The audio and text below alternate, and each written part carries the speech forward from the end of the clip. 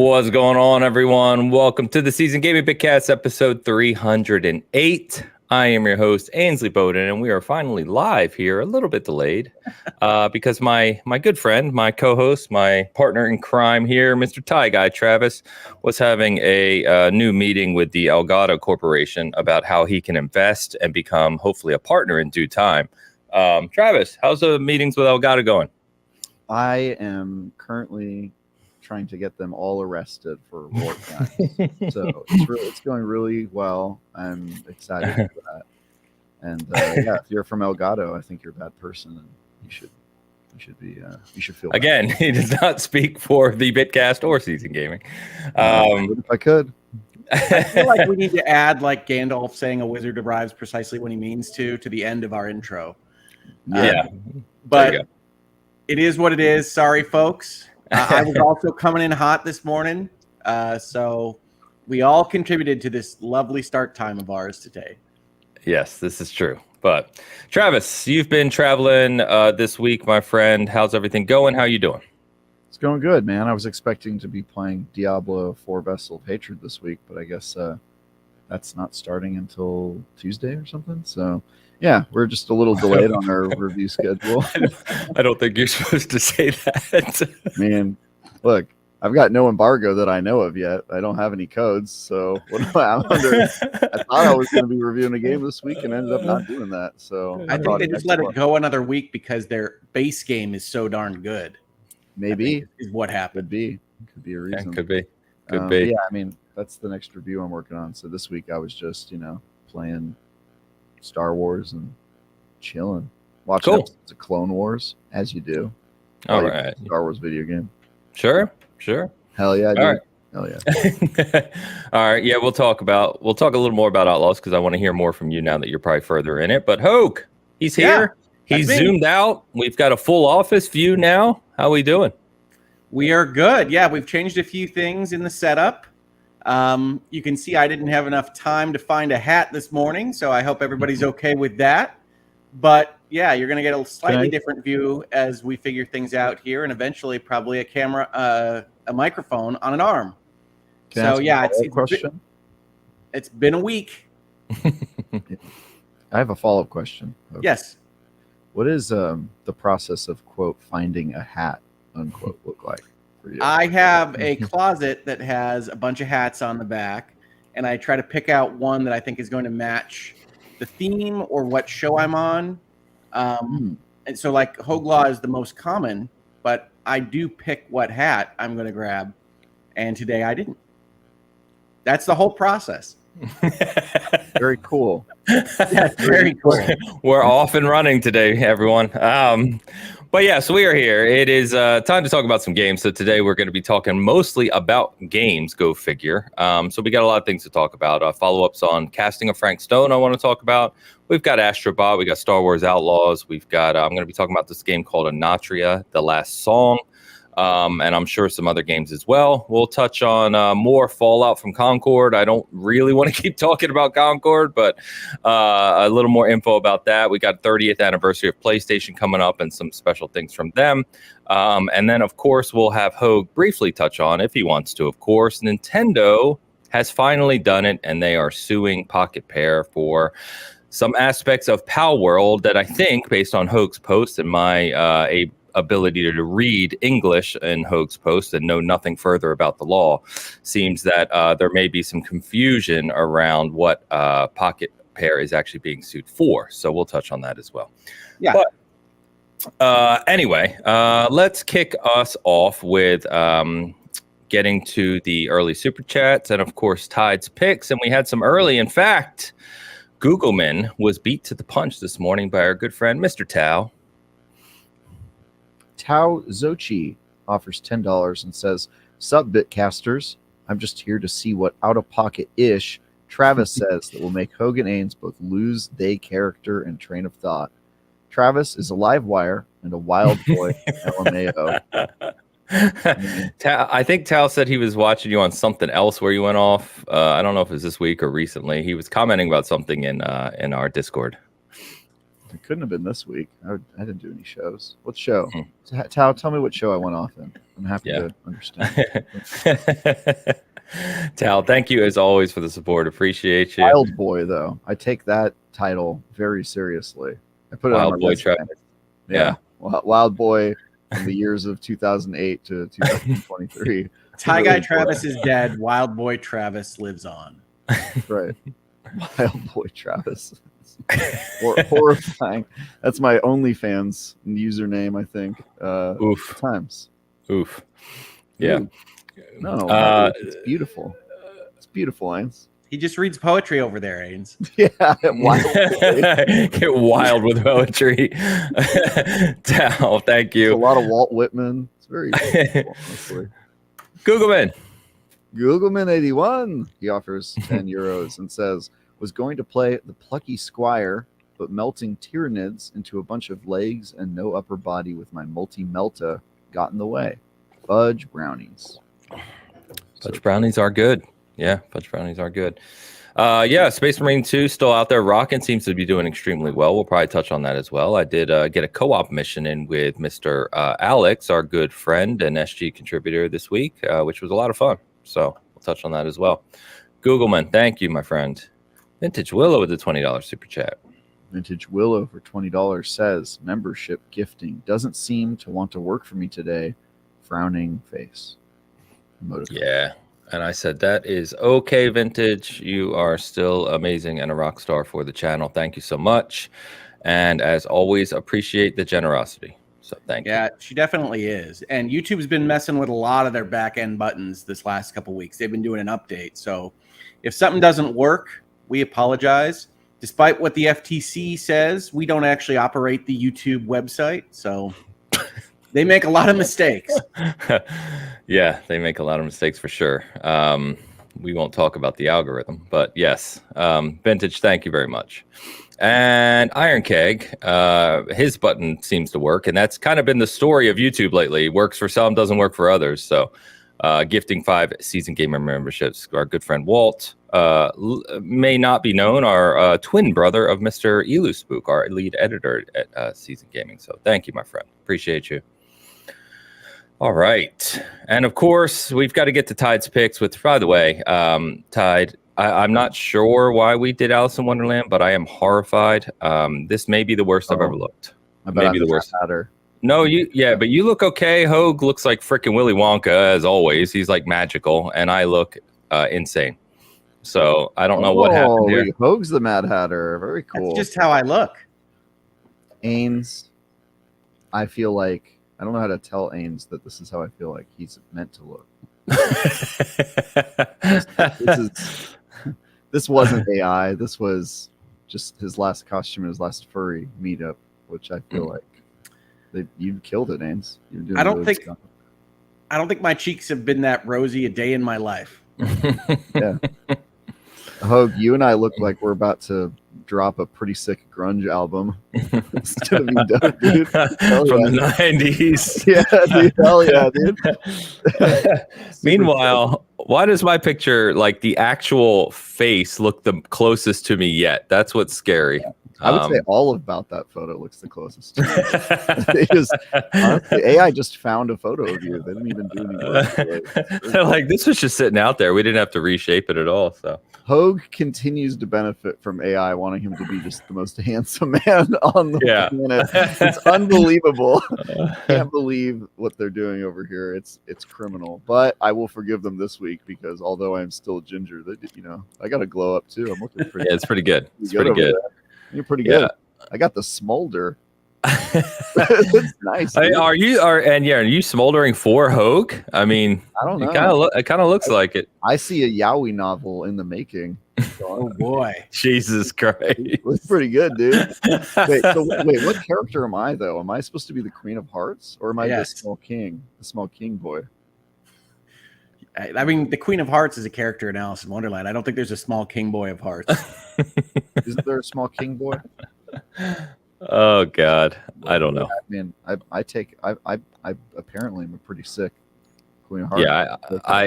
Yeah, you can keep going. I just have to take it down because it's freaking me out a little bit. I think you're right. It does have a Spin Doctors vibe. We could be on the liner notes of a '90s CD. Yeah, absolutely. Yeah, I don't know what AI is doing with Hogue, but they love him. You know, like they love Hogue. Lawsuits against the AI companies are going to begin, and Hogue's going to be putting out videos of why they got it wrong. He's going to be defending AI at all costs. It's going to be great. Yeah, dude. it's on your. I feel like Hogue is bribing the AI machine or something. It's also, isn't it a Hogue Law like super fan tied? Aren't they the person doing this? They must have used some like super flattering photos of you. Yeah, Todd, we've got to reset the AI on Hogue here. I don't know what happened, but this is sacrilege. It's doing great work. I mean, it is. It is doing great work for you. I feel like it's unfair.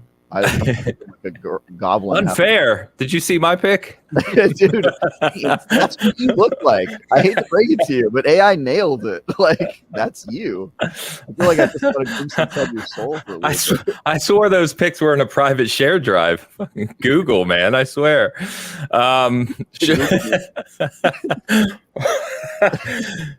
Shush adds in a late super chat at the start here. Shush. €5 says early reminder that candy corn will soon be back in Bitcast topic rotation. Hell yeah. Unfortunate. Most unfortunate. Hell yeah. Representing candy corn every week. That's the Bitcast job. All right. Shush, thank you very much. Appreciate you. And I am excited about candy corn. It should be basically here at this point. I haven't checked the store, but we'll go looking. I do think the absence of Dan he wouldn't eat it last time. Last time I know it's pure corn syrup and sugar. I can't do it. He was like, I can't eat this shit. He just like refused to eat it. It was so funny. I do think the absence of Dan has changed the percentage of foodcast that we do. I do think that's true. It's true, yeah. Not being here, it's a huge L. Yeah, no doubt. All right, let's get into games. Go figure. Got some things to talk about. So I will kick us off.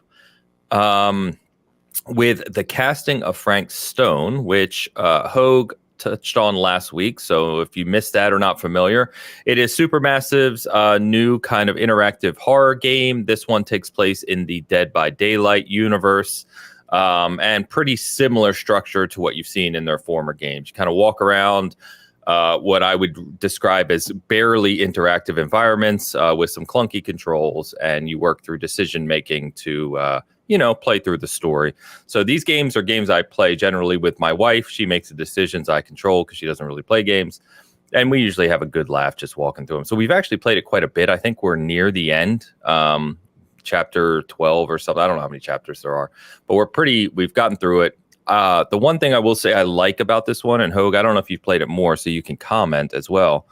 But this one takes place, it opens up with a scene in the 60s. And then it basically takes place over two time periods in 1980 and 2024. And it does some kind of jumping back and forth with the same characters and some overlap and storytelling. So it's actually pretty well done in that regard, I think. I am continue to be a little disappointed that Supermassive doesn't get a little better with the actual game itself. The environments are very, very straightforward. The puzzles, it's hard to even call them puzzles. You know what I mean? You just kind of go pick something up, put it over here, and the controls aren't great as well. And I think actually in that vein, from a gameplay perspective, it actually takes a step backwards from the Quarry, which I think was a little more open, a little more exploratory than this one. This one's pretty darn linear. That said, I am enjoying the story. I think, you've got your typical kind of goofiness with the characters and the writing, but it's fun. And if you enjoy those types of games, it's also a $40 game, so it's not $60, $70. So, and you can play, as Hogue said last week, in the die alone or die together modes as well. So, from a party game, from a co-op game, just having some fun with like a B horror movie, it's a good time. I've enjoyed it this week. Yeah, I mean, I think your description of it is correct, although a little bit negative focused. It's certainly story first as a game. Yeah, just like Until Dawn, just like The Quarry, just like the Dark Pictures anthology. But what I said last week and what I stay saying about Frank Stone now is that I like that they're not in their same wheelhouse, right? Like I think working in a different quote unquote universe with more supernatural elements and just a different kind of vibe is a good improvement for them because they have a very specific way of kind of telling their horror stories in the many times that we've seen them do it. And this feels different than what they've done before as a story, not as a game. And I do think that the character faces, which were always great from them, are even better now, especially when they're not trying to copy actors. So a lot of these faces in Casting Frank Stone are not, as best I can tell, famous actors that they've used in various other projects. And so you get a little bit more, in my opinion, emotion out of the graphics, and they match up a little bit better than kind of the Cal Kestises and other actors in video games of the world. And so I think Casting Frank Stone is probably my favorite project of theirs since Until Dawn. So nice. Cool. Yeah, and the one thing that, to give them credit, they have really upgraded since the early versions of this are the facial expressions, kind of the eyes don't look as dead, as they used to years ago. The kind of presentation is really strong. And it does some neat things now that I got later in with kind of the jumping and some of the mystery of things. It's done some really neat things from a story perspective. So, I recommend it as well. Yep.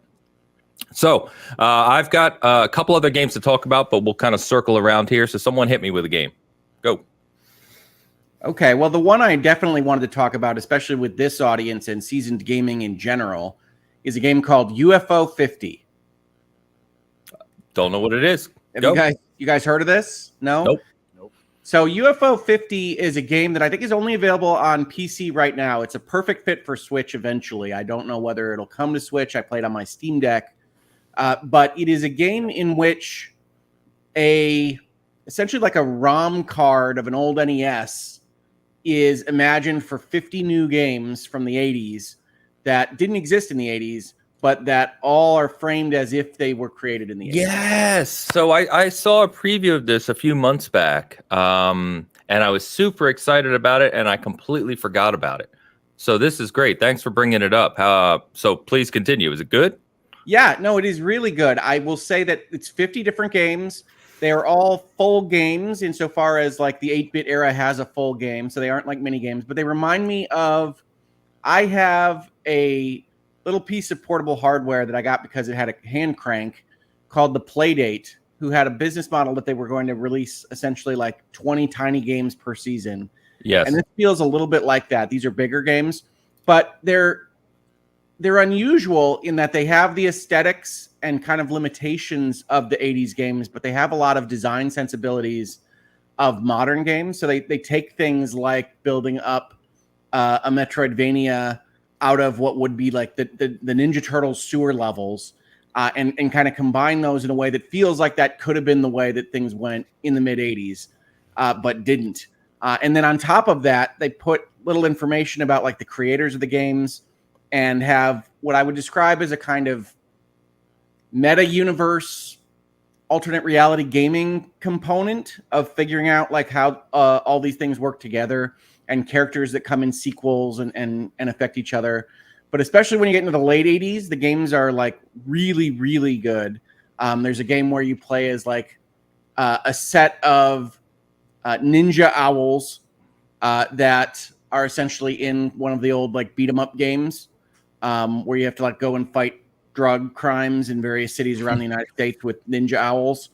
And there are a lot of games that take sensibilities that are not 80s fits and put them into those games. So you have like strategy games that have some elements of what we would recognize today, but in like a Nintendo setup. I haven't gotten far enough in any of these games. I think I've only played like 35 of them to really judge them fully. But the package is worth it. There's a lot of fun things to explore. There's games about running a submarine where the sea life have attacked you and are threatening humanity, and you have to figure out why. There's games where humanity has nuked itself off the planet, and the birds have taken over and are now engaged in a series of war games. There's a game where you have essentially a real-time strategy of building your ant base and trying to attack other ants with Nintendo controls. And if any of that sounds interesting to you, there's 50 of those. and there is a kind of overarching something that I don't understand yet because I haven't played it enough. But I highly recommend it, and especially if you're watching this show, Seasoned Gaming, and you have any nostalgia or love for kind of that era or even the era after it where you could get like Nintendo cartridges with a bunch of random stuff. Like the design seems to be you've stumbled across a random ROM card and you get these tiny, tiny little descriptions of what is going to happen in this game, and you don't get an instruction book, and you just kind of have to go in, realize it's a full game, and figure out what's happening. Like you didn't get an instruction book at the garage sale, right? Like so, it gets that vibe across, and I highly recommend it. And I wanted to talk about it because I don't know that a lot of people have mentioned it this week, and it deserves mention. Yeah, I think sadly this seems to be happening, which happens every year around this time, is these types of games are coming out at the worst possible time amongst a bunch of big titles, and they get overlooked. Because I do remember seeing the video for this one. I was super excited about it, forgot about it, and now I didn't even realize that it had released. And that's someone who gets PR emails every day, tons of PR, you know what I mean? I'm going through Probably this stuff. Too many, yeah. Yeah, every single day, and I didn't even know this released, so that's not good. I would assume you said it's PC only right now. Is it on Steam? Yes, it's a Steam game. I think it's like $20 or $25. Okay. It is excellent. But one of the things that they do have happen in the game is you go from like 1982 or 1981 to 1989. They certainly reflect the different levels of complexity. So if you just start by going chronologically, those games are definitely harder to get into, just like they would be if you were playing real games from those eras. Sure. And so I do recommend for folks that are not sure about this or are trying to get in and find something that they like, that they maybe go from the back to the front. They start in 1989 and go backwards. But there are other filters that you can use because they do have kind of like little descriptions of whether it's a long game or an action game or a strategy game or a puzzle game, and you can filter them by that within the game itself. So you can go and try to find something that you like, but every single game is like a little bit surprising. You think, okay, I know how an ant strategy game would probably work in the Nintendo era, and it's like, no, it doesn't work like that. It works different than you're thinking. And like every game is like that, which is a really cool experience. Very cool. Yeah, that's what it's on Steam because Alex said it too. Like Steam Deck seems like a good option for this. It works great on Steam Deck. It's not like validated yet because it's brand new, but it works great on Steam Deck. I can tell you that from personal experience. Awesome. Yeah, that's very cool. I put a note for myself. I got to go pick that up. So very cool. Travis, you said you were continuing your journey in Outlaws. I think last time we talked, you were still relatively early, which were the parts of the game that Hogue and Alex and others didn't really enjoy as much. So curious to see like how far you are now, and being the Star Wars guy you are, how much you like. Word was going there. The Star Wars blank. Yeah, a bunch of words came to my mind. I was like, no, we'll go with guy. We'll go with guy. Just call me a dork and be done. Yeah, I'm still enjoying it. I didn't have as negative a reaction as some people did to the beginning because I'm such a Star Wars dork. It was kind of, obviously the stealth is pretty bad, but I was like, whatever, it's cool, getting through it. And then now I've got a ship. I'm going to other planets, glad handing with the criminal underworld. All of them like me. Everybody loves me. All of them like me. Yeah, it's like, true. You can absolutely do that. In fact, I think the game is kind of intended that way, which is a little bit off of their marketing. They really kind of had it sold as a BioWare type of thing where you have to decide who's going to like you and who's not. But the way that the stealth works is you really need access to the various areas on a planet, which means you really need a kind of de minimis level of attachment from these various groups. And they understand that, so they provide a system that allows you to essentially pick, all right, I'm just going to try to make the Pikes like me more, and I'm going to do contracts for them for a little while, and you can get everybody up to liking you. And that's part of the game, but it's not exactly what they sold. Yeah, I'm everybody loves me. I'm the best there ever was. It's great. The only people who don't love me are the Empire, which it's a pretty good enemy to have because they suck. And it's good. Good times. Yeah, playing that game. It's good. It's a Ubisoft game. There's very few surprises, but it's got Star Wars stuff in it, which I'm really enjoying. I'm on yet another Star Wars kick. I don't know if my kick ever ends really, but yeah, I'm doing a lot of that. While I Okay. can, because I assume I'm going to be playing Diablo pretty soon. But yeah, doing that. Miles Edgeworth still also working my way through Miles Edgeworth game, which is good. Oh, and I did play just a mite of the Dead Rising remaster. Oh, yeah, I'm looking forward to getting into that That's again. not when I have out time for us normals yet, is it? Yeah, It's out When did that come out? this this week. week. Oh. Mhm. Yeah, played just a tiny bit of that, which is cool. And yeah, I mean, we've all played that game. We know what that game's like. Well, I'm actually really curious as to how much they sanded off the edges of that game, because that had some pretty harsh time limits and things in it in original recipe. Yeah, it did. So I think those are necessary for the flavor of Dead Rising 1, but I don't know whether they got rid of them all, because I think they're going to be pretty harsh for people coming to it now. From what I can tell, having played just the smallest amount of that game, is that they did make changes to it, at least based on my recollection of the last time I played it, which was kind of a long time ago. But I have a friend, Timo, who I think you met at my wedding. Ains, I did, yeah. Is about the biggest fan of Dead Rising ever, and I think. Oh, really? Yeah, I think Nice. he's played through the entire remaster already. He was telling me about it. He was like, "It good." So he's a guy I trust with this, because it's he played that game like 3 years ago, like all of them over again. He's really into that. Well, one, it's an unusual series, because in my opinion, 1 was by far the strongest. It had the most flavor. It had the clearest focus on what it wanted to be. And then it kind of lost that as it went through the series. I like So 3 I'm interested in trying a remaster. I like 3 a lot.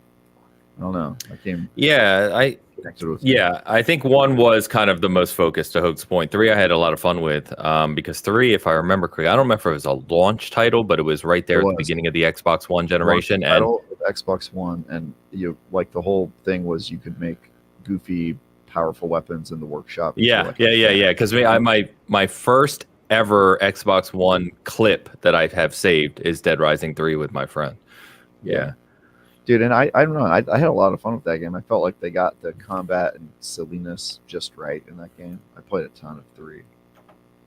3 was fun because the clip is me being in a steamroller and just rolling down the street. You know what I mean? And just like rolling over like a couple hundred zombies. That goofiness I always liked about that game. It's fun. Those were the days. No, so I'll try that out. If it's good, I didn't realize it came out. Speaking of things that just kind of go under the radar when there's so many games, because I was focused on the indie space this week. The other game I played, which I know you had mentioned you wanted to try, Ains, and so I didn't know whether you were going to mention it, is Plucky Squire. I didn't have time, but yes, I do want to play it, and I want to hear your thoughts. I don't know how far you are, Hogue, but I've seen some people who love it, and then I've seen some people who have now beaten it and say that they were disappointed in it. So I don't know where it sits. I'm a few chapters in. I would say this, and I think I tweeted this out actually, is that it's charming. The art is fantastic.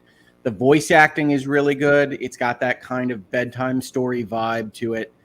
It is not a great or innovative or interesting game design. And like some people are not going to demand that. It is very kind of straightforward, and I don't find it very compelling outside of kind of the art and the charisma of the storybook conceit. But I do think that it's unfortunately not that great of a video game. And you're going to get those kinds of mixed reviews or mixed opinions, because it just is going to depend on how much the cuteness and production value sways you one way or the other, because I don't think the game is really there. Okay. That's what I've heard from a couple others as well. And I've heard, correct me if I'm wrong, that like you'll start playing and not only is the gameplay incredibly simple, but then it just constantly interrupts with like the storytelling or the chapter, whatever it does in the game. Like you're just constantly getting interrupted in the actual gameplay. Yes, it's really concerned with telling a story, right? Which is never going to bother me.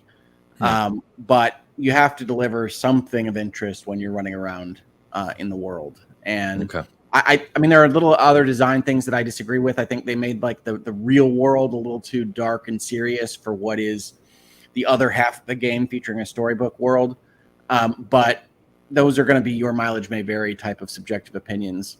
And so it didn't work for me. Plucky Squire is one of those that I I actually wound up. The story here is that because PlayStation was doing like the super sales on their PlayStation, whatever the heck their second level is, it was cheaper for me to get a year of that than to buy Plucky Squire. So that's what I did. So I also have the PlayStation subscription service now for a year. They got you. They got me. Sold. Yes. Well, see, I'm probably the wrong person to get on these kinds of things because the very first thing I do when I get one of those things is I go into my account and I turn it off for when the date is. Like you're not going to get me into the $150 version or whatever. But yeah, I bought the cheap entry price version, which was like less than the Plucky Squire, and I got access to the Plucky Squire. So no regrets, but it's not as good as it should be for the level of art and production that it has. Yeah, gotcha. Yeah, I heard very similar. So I'm still looking forward to trying it. They actually have like a special physical edition of it coming, but it's not coming till like February or something like that. But given all the games right now, that may be okay. I'm not, in a huge rush to play it. So, yeah, cool. So let me talk for a few minutes about this game, Anatria, The Last Song. So this came out this week. Saw it at Summer Game Fest. It's if I remember correctly, I believe it's an Italian development company or development group. It's not a gigantic AAA team, but it is a Souls-like. So take that as you will. I mean, through and through. But what I found is, in checking it out at Summer Game Fest, I didn't play it there. I just kind of watched it a little bit. And then I was fortunate enough, they sent me over some press stuff this week. And I was like, well, let me check this game out because I just with all the other games, I actually wasn't going to check it out right now. Ended up playing it. I've got about 10 hours in it right now. And it has positively surprised me in a really good way. So if you think about all the different kind of Souls-like with unique wrinkles that have come out over the past couple years, I'd say, like Lies of P is a popular one, of course. We talked about Steel Rising a lot here. Lies of P I liked a lot. I'm not super far in it. I need to play it more. Steel Rising I didn't really enjoy. I thought it was a little too clunky and simplistic. I am enjoying Anatria quite a bit. So the premise of this game is they really advertise on the sunlit shores, of this area, which is supposed to be Italy, of course. And it's an artistic game in the sense of the whole world is a play. So it's got this kind of theatrical artistic approach of the whole world is a play. And the play is being scripted by these masks, right? These actors, these lead actors. And you come into this world as the maskless one. To basically disrupt this, this whole, whatever word you want to use for the world. Bad audience member. What? Yeah, heckling would be like, yes. So you're trying to kind of take all these actors out so that you can stop this cycle of play, right? So which is kind of an interesting premise, but I think what it does really well is that the wrinkles that it adds are actually really interesting rather than just saying it's a Souls-like, but you can do X. You know what I mean? Whereas this one has some really interesting things. For instance, you actually put on different masks, and the different masks give you different attributes, allow you to use different weaponry, different kind of skills, right? And give you bonuses in a certain way. And you can switch between three of them in real time. So if you just push down, like your whole character goes, whoop, and he switches into a different character. And you can have different loadouts for all three, completely different weapons, skills, everything, and just switch even mid-attack instantly, which is pretty interesting. What I also have seen of this, which I think Steel Rising didn't do well, Lies of P I didn't play enough. Obviously, there's tons of Souls-likes, right? But what this game does really well is kind of the level design that I found so far is far more from-like, where there's tons of different paths, secrets to find, and it's got this interwoven connectivity in the world where there's, bosses you may miss, lots of items and weaponry you may miss, if you don't kind of explore all these paths. So exploring is really good at it. And I'd say the enemy kind of enemy design is really strong too, in the sense of there's mini bosses all over the world, and if you kill certain mini bosses, you'll give you like additional weaponry or a different mask you can put on, right?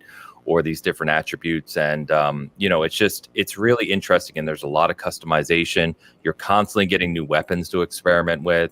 They kind of play into the whole theatrical Italian thing. So for instance, some of the weaponry, one of the attributes is like you can get people drunk, right? So it's like vino, you know what I mean? So there's like wine in the game, and if you're struck by wine, basically you have additional power, but you take additional damage, and it's kind of interesting stuff like that. And it's the environmental design and kind of the artistic direction, I guess you could say, to the game is quite interesting as well. So I didn't really know what to think of this. It looked interesting at Summer Game Fest, but having played it for about 10 hours now, I've actually become more into it than I thought I was going to be, which is a good thing, right? So like I've been wanting to play it more. And I finished the entire first world. The first, there's big bosses, mini bosses, big bosses, and then there's like the chapter lead, right? And I killed him last night. I'm moving into the second world now. So a lot of fun. I'm really enjoying it. I check it out. It's on Steam, it's on PC and PS5 right now. Giamma Games, who made this, I believe, is one of those companies who was like trying to get it published on Xbox as well. I don't know the full background there. So we can find context on that. If I've got the right company in game, they were the ones that said that Xbox wasn't helping them get through their indie development program. And then Xbox responded and said that we've figured things out, and like there was a whole online discussion about getting it on the Xbox. But I obviously don't need more Souls games in my life. That's pretty clear on the bottom row here. But I really do like different cultural takes on these various game genres. I liked Wukong for that. This sounds like another kind of, if I'm going to fight actors on the Tuscan coast, that sounds like a different take on the Souls game. So that does intrigue me more than just going through another dark fantasy world.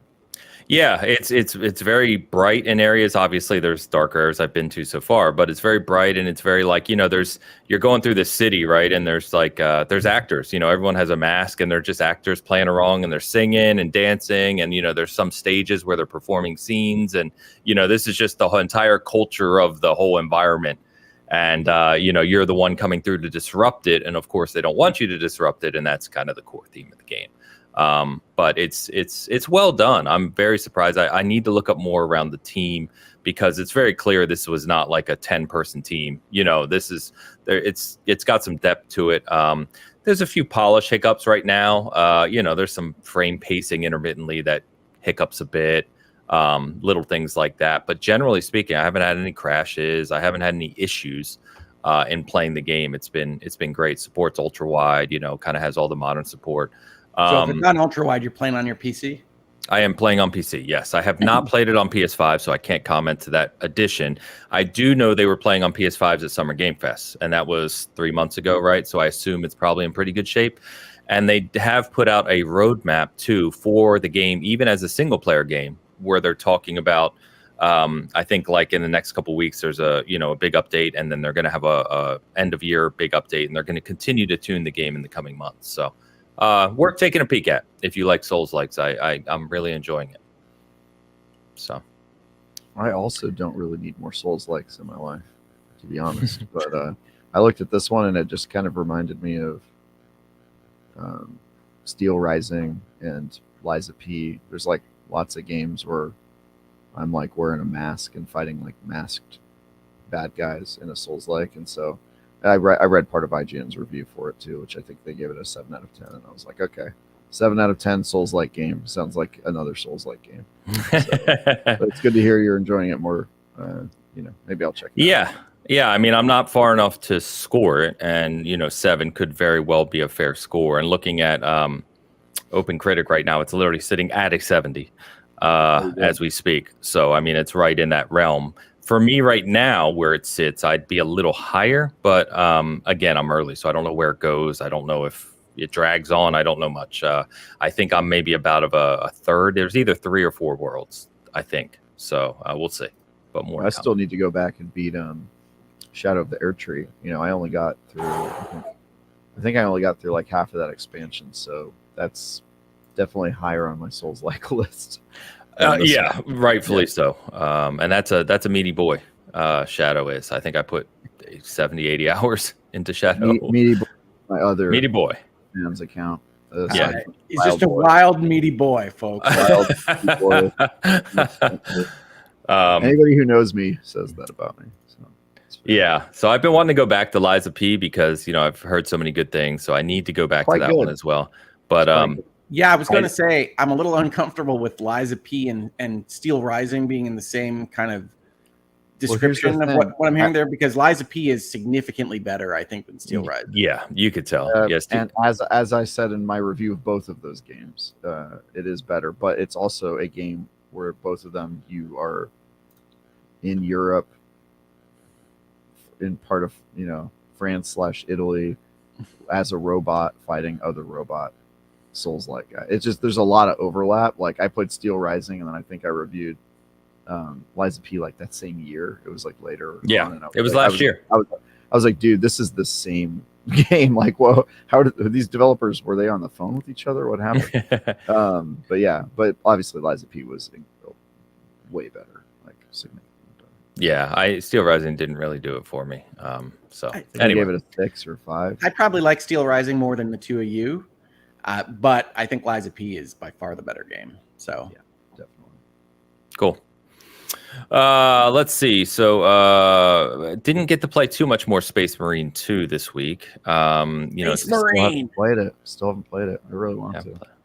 I did do a full co-op mission with Alex. One thing I did like actually is not only was the co-op mission a little longer than I expected like a little 10-minute thing. We spent a good probably half an hour doing one of them.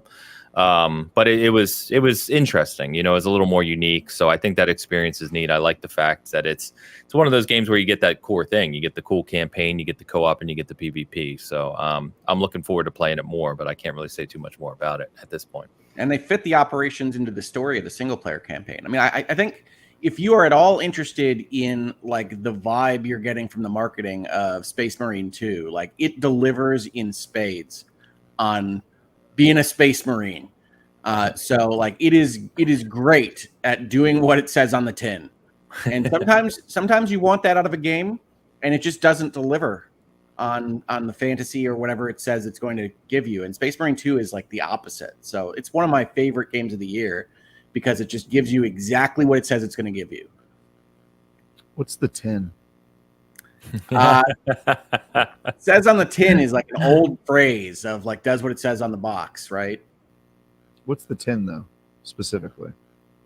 What came in a tin box? What came in a tin box? I don't know, Travis. Do you? I know because Gears of War Collector's I've Edition. never seen a video game come in a tin box. There, Gears of War Collector's Edition done. the steel book. No, it's not even a book. It's a Mass Effect 1, and I have them right there. Mass Effect 1. Oh yeah, I have that too. The one that pops up. It's like wide, and it's an open tin. Yeah, there you go. It's in the tin. There you go. So it just refers to like 4 games collected game in a tin, and it is definitely before video games at that phrase. Yeah, I figured it is. I'm just wondering what came in a tin box that it's going to be like cigars or something, Travis. You guys can look this up or ask the AI, but I mean, that's what it says on the outside of the tin is going to be cigars. I've never smoked a cigar. I've tried to get my friends to do it, but nobody will do it. But I imagine that here we go. There's nobody sitting around smoking a cigar being like, wow, these cigars really did what they said they were going to do on the tin. It just doesn't seem applicable. I need to know what it is referencing, Hogue. All right. Well, you can wiki it in the background here because I don't have a good answer for you. As my wife would tell you, most of my sayings or vocabulary are found under the term archaic in the dictionary. So there you go. I get accused of that as well. So I'm not going to, call the kettle black here, but I will say I think about it every time you say it. I'm like, what is you think about it every time I say it. Have I said it a lot on this show? Oh yeah, you say it all the time. Yeah, you do. You definitely do. Yeah, that's a Hogism for sure. Yeah, and I don't mind it, Hogue. Honestly, I think it's just a feather under your cap, if you know what I mean. So. What does that mean? I get the reference, Travis. Or feather in your cap. I think I just said under your cap, but yeah, you got it. You got it. Was there a society at one point where you gained feathers every time? Yes, it was Assassin's Creed 2 fans. Yeah. Yeah. Yeah. Just put it in the blood, drink it in the blood. Good times. But no, I want to tell folks that like Space Marine 2 is it, whatever it is. Like it is what they promised to deliver. And so if you're at all excited about that, you don't have to be. You don't have to love Warhammer. I'm not saying that you're right or wrong to like or dislike Warhammer 40K, but if you do like it, Space Marine 2, you're going to find it there. As Habeck says in our chat, it's the bee's knees. So it is the bee's knees. There you go. So did no one knows where these come from, Travis. We just say them. You hear them, you repeat them. From it's that I want them to be applicable in some way. I just want to understand why they're this. That's all. I just want some context here. I think somebody just said bee's knees because it rhymes. Honestly, I don't think there's anything deeper than that. I think it was some like hippie playing hacky sack. He was like, "Bee rhymes with me," and that was it. That's good enough for me. Yeah, good enough for me. What was I going to say? Astrobot. I wanted to quickly touch. I only got to play a little more of it this week. I expected, obviously, to play more of it until I got into Anatria. Hogue, you spoke last week about it being an excellent game, of course, as I think everyone kind of agrees on it, but that it felt a little bit more commercial-ish for PlayStation than you would have liked. I saw that, funny enough, of all places, Kotaku had an article basically saying the same thing now, but I don't think you're, jokes aside, I don't think you're necessarily alone. I think a lot of people are kind of commenting on that now. So have you played it more? Did you finish it? Where are you in that? I have not finished it. Mostly I'm playing it with my daughter. So we go at about the same speed, and I try to do the levels she doesn't pick, so that we both get the experience throughout the game. But yeah, I mean, it is very much a commercial for PlayStation. I mean, you're fixing a PlayStation 5. You're riding around on a PlayStation 5 controller. For me, it feels a little bit like I paid you for your timeshare ad. And it is interesting to see that come out a little bit more. I do think, from my own perspective, I tend to have a shorter honeymoon phase with all sorts of media and games, which a lot of people take as me being overly negative about these things. I like a lot of this stuff. I think Astrobot is a fantastic game. I think it's one of the best platformers Sony has ever made, if not the best. I think it has a lot of really interesting ideas. I played a whole level where I was a sponge Astrobot yesterday night, and it was a lot of fun. But I do think they could have done something that was more in building their own brand and their own universe and being Astrobot rather than being a PlayStation commercial. And I wish it did that because it does feel a little grimy. And Alex at Seasoned Gaming thinks to some extent that's a function of how you feel about Sony as a brand or a company now, as whether or not you'll feel grimy about that or not. And obviously, I'm a little turned off by some of the business decisions and some of the directions that Sony is going, including things like remasters that we can talk about as part of our conversation today. We will. But it turns you on, though, Hogue. What turns me on? No. You know what turns him off? No U-turns. No U-turns.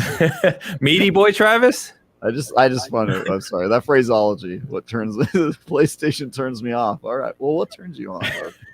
Is it UFO 50? Is that what it probably is UFO 50? Like one of the things I wanted to say is if you had $30 and you were deciding between Plucky Squire and UFO 50, I think UFO 50 is the choice. But do we get a Mrs. Hogue call out, Travis? Mrs. Hogue. Yeah. What turns Hogue on? I'm not going to say you're wrong there. That is true, but we can keep it at that. Yeah. Fair enough. Yeah. But yeah, I think Astrobot. The issue I have with it is it's impeccably made. It has great controls. It has great use of the controller.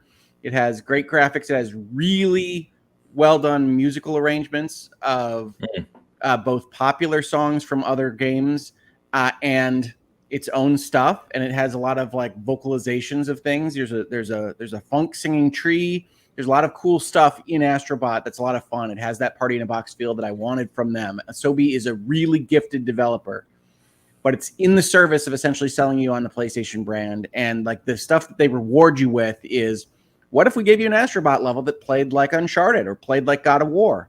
It's like, well, great. I have those games.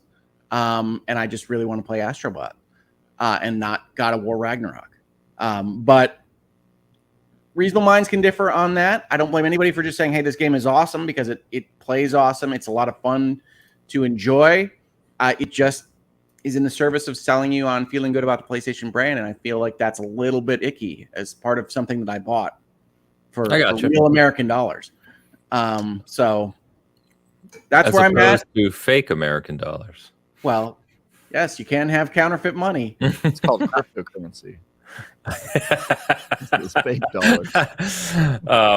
Yeah, I need to play it more, obviously. You know, I love the nostalgia aspect, right? Nostalgia is always a big play, and we're going to talk about that a little bit with PlayStation here in a minute. But yeah, I can see exactly what you're saying. I don't know if I agree as much, but I think you're right. I think that there's no reason Astrobot couldn't have taken everything they're obviously extremely good at and been a little more creative in the actual reference sense, or maybe level design that's not directly tied to everything PlayStation. But yeah, I need to play it more. Yeah, it's a good game. I had no doubt that it would be a good game. You could see from the guesses at the review scores, like Asobi has knocked it out of the park a number of times in a row now. But I think they could have eased up on the Sony sales pitch. But I think that a lot about Sony right now anyway. Yeah. So we're going to have conversation points about colored versions of their console. We're going to talk about remasters of games that are 6 years old. It's a company in a state of stasis, and I don't love that. Yep, that's fair. That's fair. I did hear, in fact, Blue Gamer just said, I just completed it. The end was amazing. I had a good friend tell me that the ending was surprisingly touching of Astrobot. So I'm looking forward to eventually getting through the game and kind of seeing what that's all about. So we'll see. This is a weird, 6-year late mention, but I got back from my trip in Colorado. We did hiking. We were in the national forest and everything. And for whatever reason, right, it made me want to go back to Red Dead 2, one of my favorite games of all time. Nice. So loaded that up on the PC. It's nice on PC, and that world environment playing on the ultra wide and kind of like ultra settings. And before I got into Anatria this week, that was actually distracting me, and I started getting back into Red Dead 2. And I'm like, I've got all these games. I can't even keep up with all these new games, and here I am playing Red Dead 2 again. But God, I love that damn game. I know it can be slow. I know you kind of have to be in the mood to kind of be in that world, but when you are, man, it is truly, truly special. Super excited to honestly go back through it, which is a funny thing to say right now, but I got to try and find the time to do that. Rockstar makes great worlds. There's no question. And on the score of playing old games, I think I should mention that one of the things I've been playing was not one that I expected to be playing this past couple of weeks, and that is Spider-Man 2, which I still think is not a great sequel to Spider-Man 2018. I didn't think you'd ever go back to that because you really had issues with it. I really didn't like it, and I'm pleasantly surprised by not hating it as much this time. But I did want to share that I am playing through that because I am surprised by it myself. Is there a reason? There's never a reason for these things. I felt like playing an action game. I felt like playing one that I didn't necessarily grok to or engage with in a way that I found enjoyable over the past 2 years. One of the things I'm constantly testing is how much my mental state or physical state was affecting how much I was enjoying some of these video games, especially over the last year. And so I went back and I've been playing Jedi Survivor and I've been playing Spider-Man 2. And Jedi Survivor seems basically where I left it. I have the same kind of coldness towards some of the design there. Spider-Man 2 has some better improvements in the combat than I was giving it full credit for. Its story is terrible, but when you know that going in, it isn't as effective, right? It doesn't negate it as much when you're expecting something as good as 2018 or Miles Morales. Once you know you're not going to get that from this, you don't expect it, and you say, well, okay, your Kraven stuff is bad, your Venom stuff is worse. and that's fine because I just want to fight sand people. And whoa. Yes, they're made of sand. They're people made of sand, Travis. Whoa. Okay, Obi-Wan. They're called Tusken Raiders. All right. That kind of language is so archaic. That is wow. Okay. Indeed. Of course, folks that haven't played Spider-Man 2 should know that there are actual people made of sand. We know who sides with the Empire, am I right? Yeah, that is crazy. I haven't heard that kind of stuff. It's like going back in time 200 years. Jeez. I also one of my favorite games for the past 2 years to play when, let's say, things aren't going the way I want them to go in real life has been Diablo 4. It just takes up my full brain space, and I really enjoy it. It's. I think I've said on the show, maybe I haven't, but like one of the inside jokes I share with my wife is like the answer is always Diablo 4. Like if I'm not in a good space, if things aren't working the way I want them to, even if I don't feel like playing it, just have Diablo 4 turned on, and I will be happy by the time I'm done with it. So I played a lot of Diablo 4 this week because it was a tough week at Hogue House, and I have some bad news for my hardcore run, primarily for my haters. I did make it to level 50 and tier 3 for my Necromancer. I will say this. I was not fully prepared for the transition. Like when you play Diablo, when you play an action RPG of this type and you go up and you increase the levels of everything around you, you do have this moment in time where everything hits harder. And I almost died at level 50, but I did not. I am now level 53. We're almost over the hump of the transition into tier 3. And we'll have to do it again for tier 4 in a little while. But I'm finally getting into some of the seasonal content, really, because it really only opens up in tier 3. And having a great time doing it. I have a couple of uniques that work together in a really interesting way for my Necromancer. And I love Diablo 4 to death. And I'm super excited to now be on tier 3, having a level 50 plus hardcore character when so many of you said I wouldn't be done. So to my haters, haha, to the people that believed in me, hang on to your humility. Don't just rub everybody else's faces in it. We're going to get even farther. He said after saying haha to his haters. I can't. It's on the humility. I was behind you the whole time, Hogue. I knew you could do it. Yeah, I thought you were going to get to 100. I mean, I've been there the whole time. We would never doubt you here, Hogue. But no, that's awesome. That's awesome. And I do think like Diablo 4, Travis, all three of us have talked about this a lot, right? And Travis and I obviously reviewed it. Like it is that game. Like I do think not only out of the gate, especially if you go back to Diablo 3's launch, which, whew, painful. But I think they not only nailed it out of the gate, but they've just gotten into this really good rhythm now. And Travis spoke about this a lot when he talked with the team there about how they were structured for their development, structured really well to keep that ongoing development and preparation going. And they've nailed that year over year. And here we are, 3 weeks, less than 3 weeks from Vessel of Hatred. And obviously, Travis and I both are reviewing that as well, which is awesome. And Hogue will be hardcore in it again. So we'll have a lot to say about Vessel of Hatred. I don't know if I'm going into the brand new content hardcore. But. Yeah, I didn't mean that the literal hardcore in the game, but, like hardcore into it.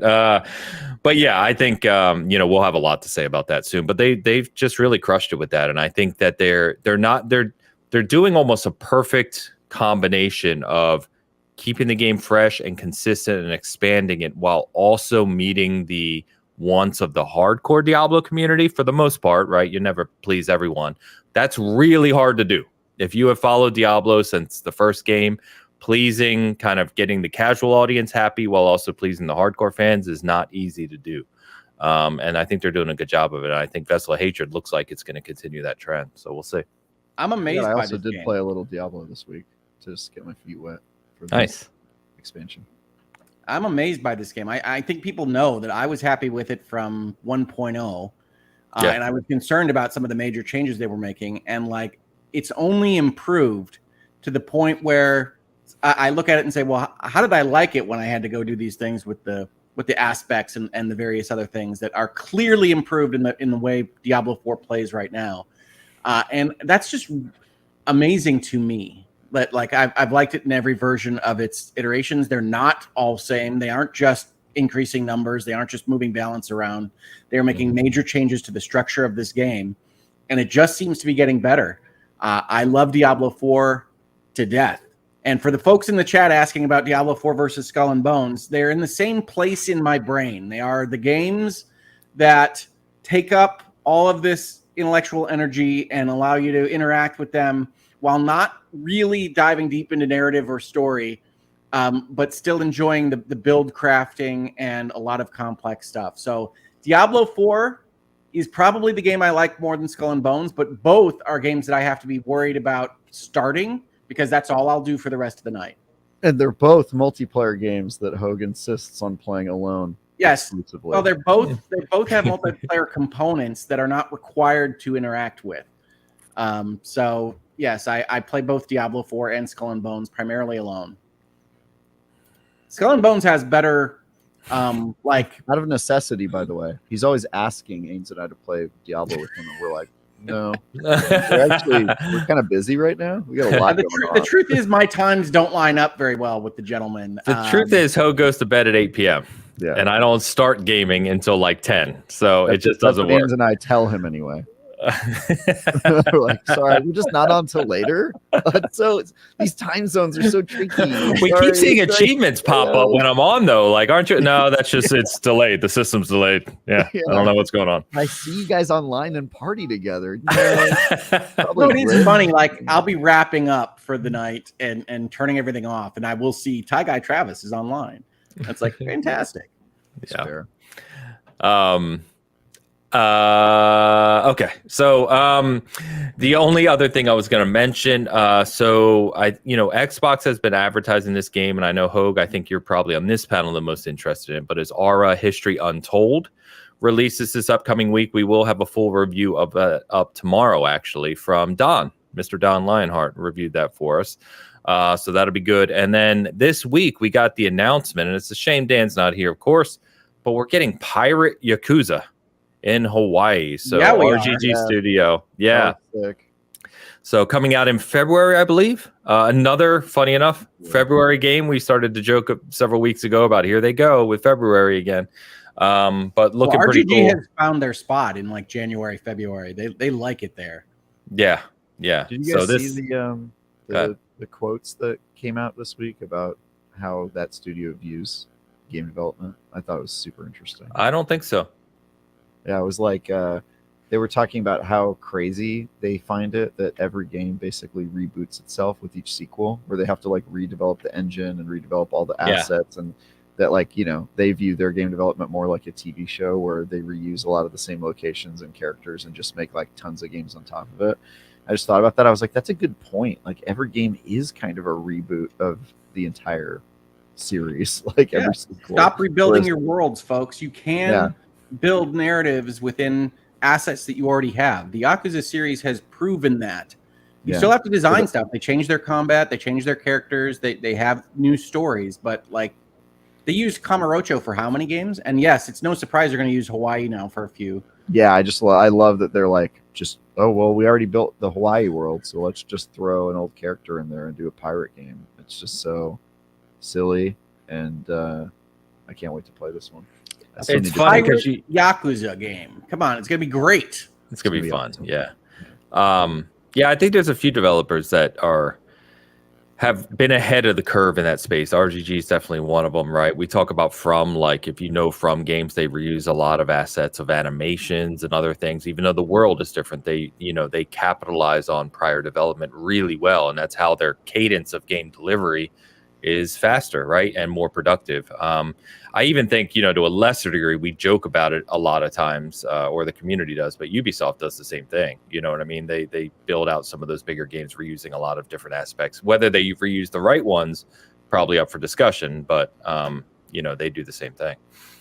Well, I think of like Falcom. I think of some of the Japanese studios that use things like Trails, things like Tales that take aspects of their games and reuse them a lot. And I think that's been the play for a long time. I think AAA development has gotten stuck in this has to be, I don't know, I'll pick a number out of the air, $400 million to make a video game. And it's not the case, right? Like Nintendo proves that a lot with their hardware and their design, but there are other ways to go. And RGG is just such a fantastic example of you can make brand new games, full price games that use a lot of your existing assets and infrastructure that people will love. People will not only buy them, people will back up the way that they function because they all build on each other in a cool way. And so I think video gaming has a path forward with that approach. And I would love to see more people take it up. I would love to see Square Enix take it up.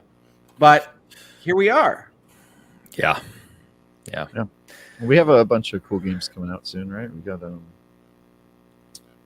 my friends are playing Metaphor and the new Princess Zelda game, so I assume those are coming pretty soon. Zelda comes out next week. Metaphor comes out at the top of October. So yeah, I am talk about some of those releases. Extraordinarily jealous of whatever friends you are talking about. Metaphor looks amazing. Metaphor is going to be one of the best games of the year, and I am super excited for it.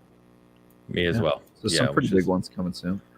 Yeah, which is why Metaphor is on our cover this week. I think the director basically said that, you can expect the size and scope of Persona 5 for Metaphor, something to that degree. And I'm like, it's going to be a meaty boy. It's going to be a meaty boy. It is going to be a meaty and wild boy. I'm excited for it.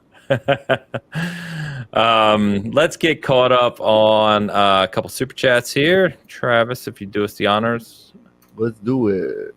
Well, this is a member comment first. Cookie Mon Steve, actually, sorry. Cookie Mon Steve, member for 25 months, is off for candy corn.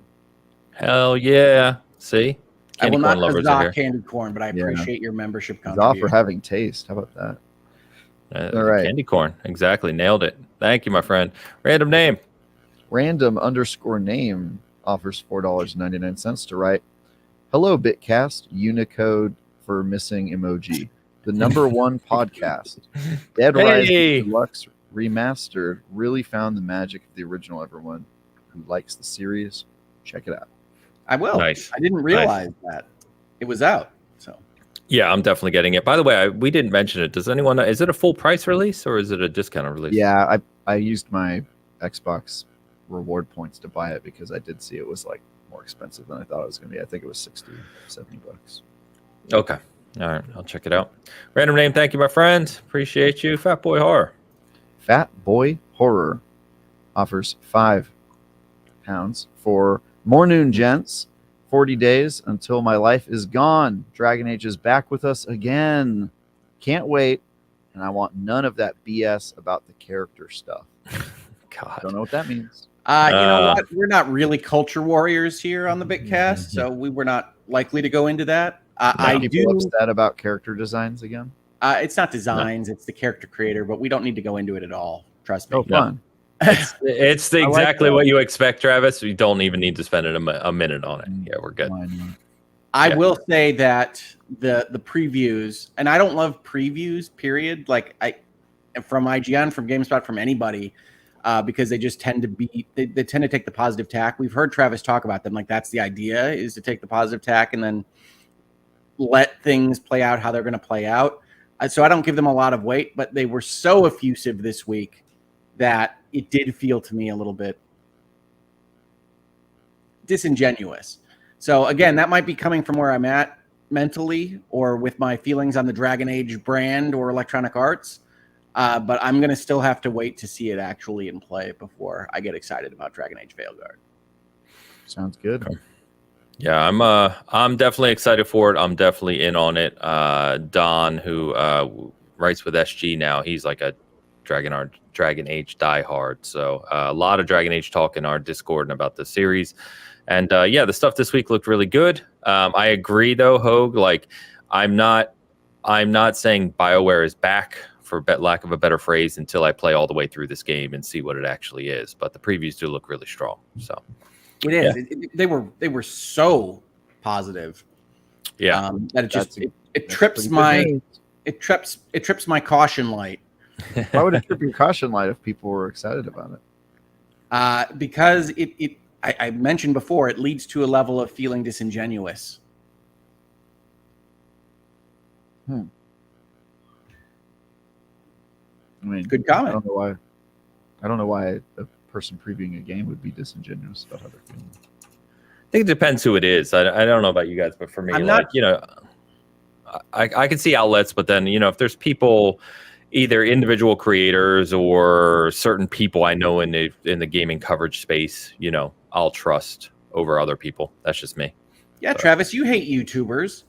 So like they were part of the positivity this week. The record, I don't hate the YouTubers. I'm ambivalent about the YouTubers. Apparently, roll the tape. Roll the tape, folks.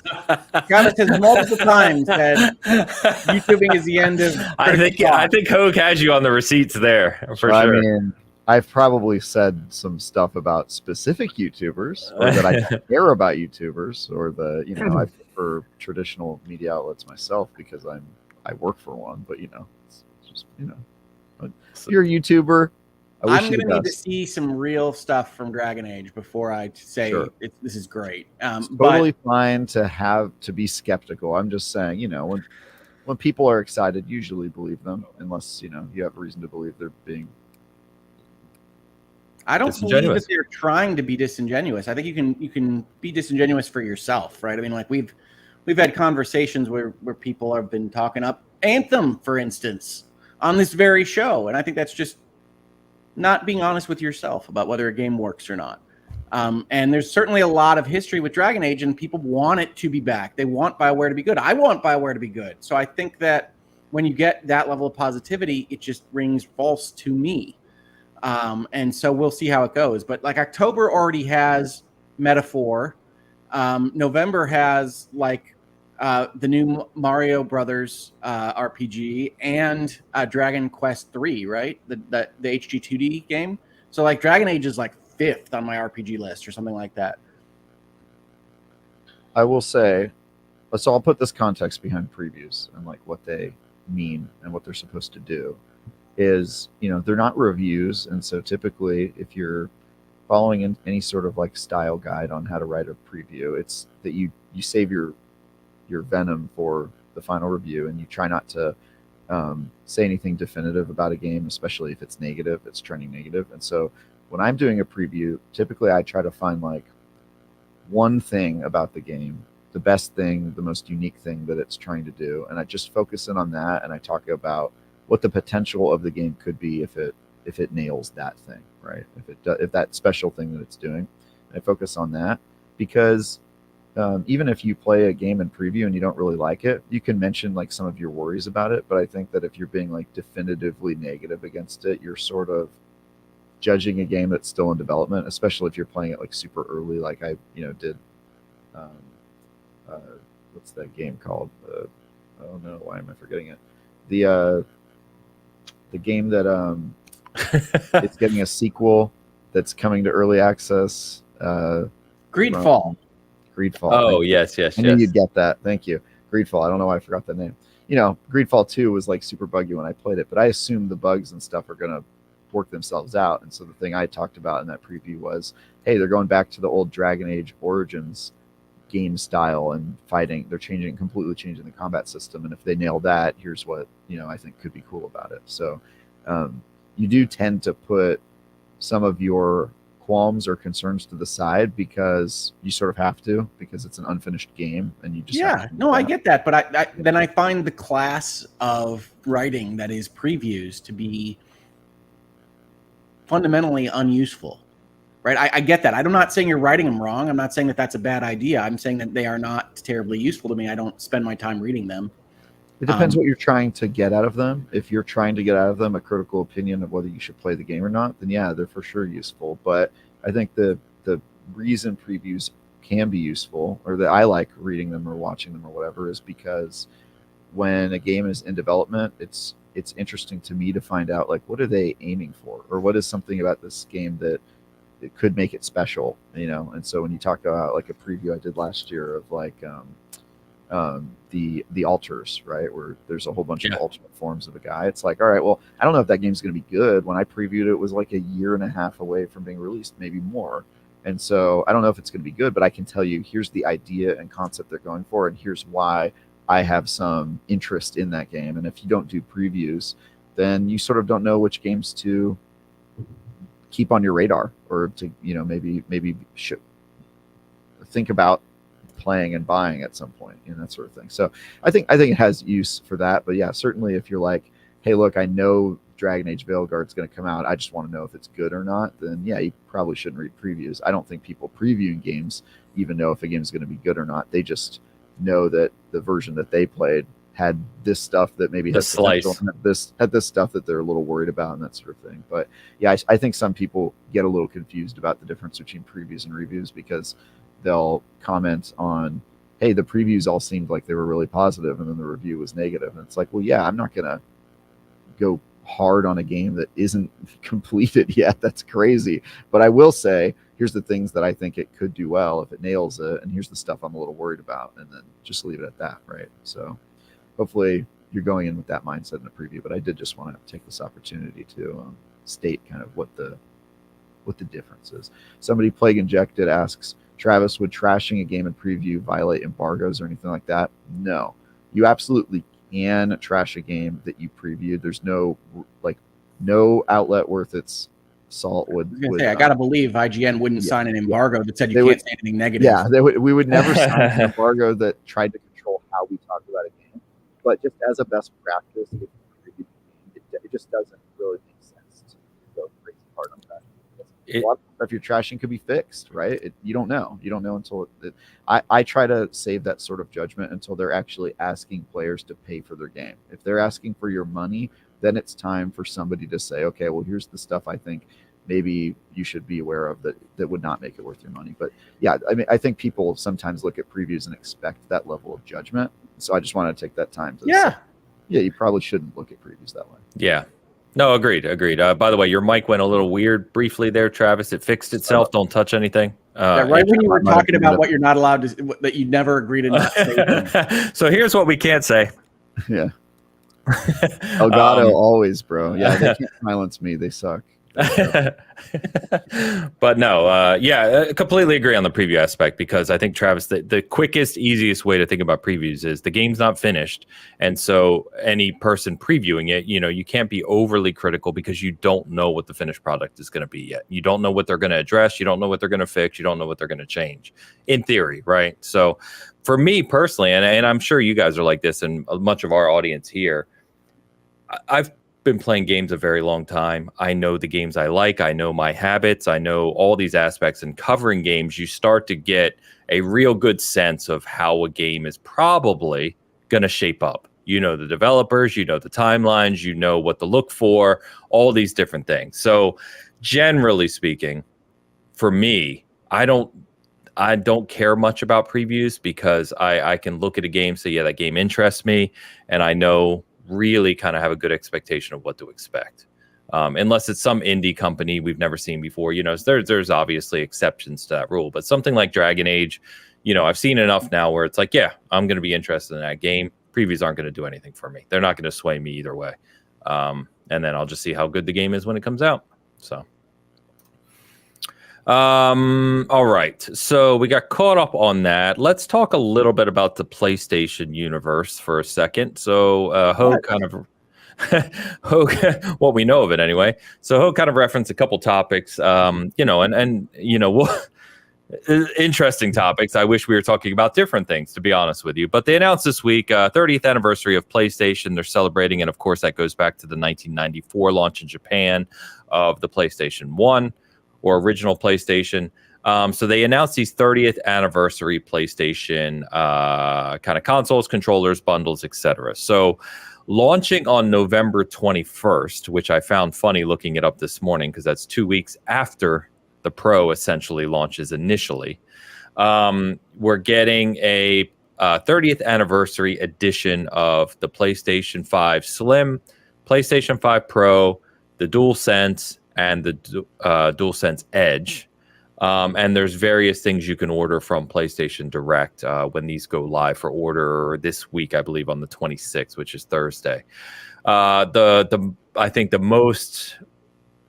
limited one here, and what will absolutely be the most expensive one, probably for an eye-watering amount, is the PlayStation 5 Pro 30th anniversary bundle, which comes with a PS5 Pro, a DualSense Edge, a DualSense, and some additional things, all bundled. Portal, right? No, the Portal is not part of the bundle. Oh, okay. Yeah, I thought so as well, because the way they pictured it originally. So I went back and looked at that this morning. But all of that's going to come with a bundle with a few other niceties, a special cord, a poster, a randomized poster. They're only making 12,300 of these. And if you remember what they did with the PlayStation 4 limited edition, I think which was maybe the 25th anniversary or something, they only made a certain number of those as well. And they are absurd to try and find nowadays. They go for like $1,500 just for a PS4. On eBay and stuff. So these are going to sell out instantly, which is kind of a shame because people like myself, I'm not looking to scalp the thing. I just want it as a collector. And I probably won't be able to get one, but regardless, neither here nor there. That's what's coming here for pre-order this week on Thursday. And to Hoag's point, there also is a portal, I forgot to mention, of the 30th anniversary edition. So I know you guys, I think it's fair to say, don't generally care about this kind of collector stuff. Does this 30th anniversary stuff do anything for you at all? No, but I was really interested in how they got so much positivity from the press on this, because it's just gray, right? I mean, like, it's not anything super exciting. It's a gray version of everything else they're selling you. So it's just gray. It's just gray. It's the best description. Well, am I missing something? There's like little symbols on the corners, but it's just gray, right? You're not wrong, Hoag. It's like some people get excited about special editions and special collector physical products and stuff, and my reaction to all of them is the same, which is like, good for whoever cares about that. And I have never cared about any of that stuff. And so, asking me this, I'm like, dude, I have the same reaction to all of this stuff, which is cool. Have fun with your dumb stuff, your see-through N64. I will never care about that stuff. It's just not for me. Yeah. No, it's perfectly fair. And the funny thing is, the logical side of my brain agrees entirely. And then I have that stupid old gamer guy part of my brain that says, God damn it, there's a 30th anniversary PS5 Pro and I want it. I do want to see through N64. Yeah, I have a see-through N64. I have the grape colored N64. That's not even a joke. Hey man, the 90s see-through plastic was awesome. Dude, I still have that in the box, like brand new. Yeah. I miss the old iMacs. And I think about them all the time because the treasure chests in Astrobot look like iMacs. Or my humidifier. So anyway, yeah, we'll see. They go on sale. I don't think they set a time, but it's this Thursday on the 26th. We'll see what happens here. We'll see if I'm able to get one, but I'm buying a Pro regardless. We talked about that already, so we'll see what happens here. But the funny thing, to your point, Hoag, about the color. So there's a video of one of the leads of PlayStation in Japan talking about this, right, and what they did. And in one quote, he said, "We worked with Tokyo Engineering to design these." And my reaction was the same as you, Hoag. It's like, the hell did you engineer? You changed the color. Like, what? You worked with another company to do what exactly? Yeah. They got like little symbols in various places. I know that. But like for me, the PlayStation 1, like I bought the PlayStation on day one, like throughout all the generations. I loved the PlayStation 1 generation. They had a lot of great games. I love Metal Gear Solid 1 up, but this was the system that I had to play upside down for long periods of time. This was a fundamentally kind of cheap, broken system. So I don't have this love of that gray that apparently some people do. Yeah, I am nostalgic for it. There's a lot of history there for me, but we'll see. It's one of those where I'd like to have it. If I don't get one, it's not going to be that big of a deal. I don't think I will. So it's okay. But I would rather have the Astrobot controller. But that did go back up this week. I saw it momentarily, but I already have my Concord controller, so I'm out on Philly special edition controller pricing. So very fair. There you go. So let's take our guess here. So keep in mind, a PlayStation 4 Pro is $700 without the drive without the stand.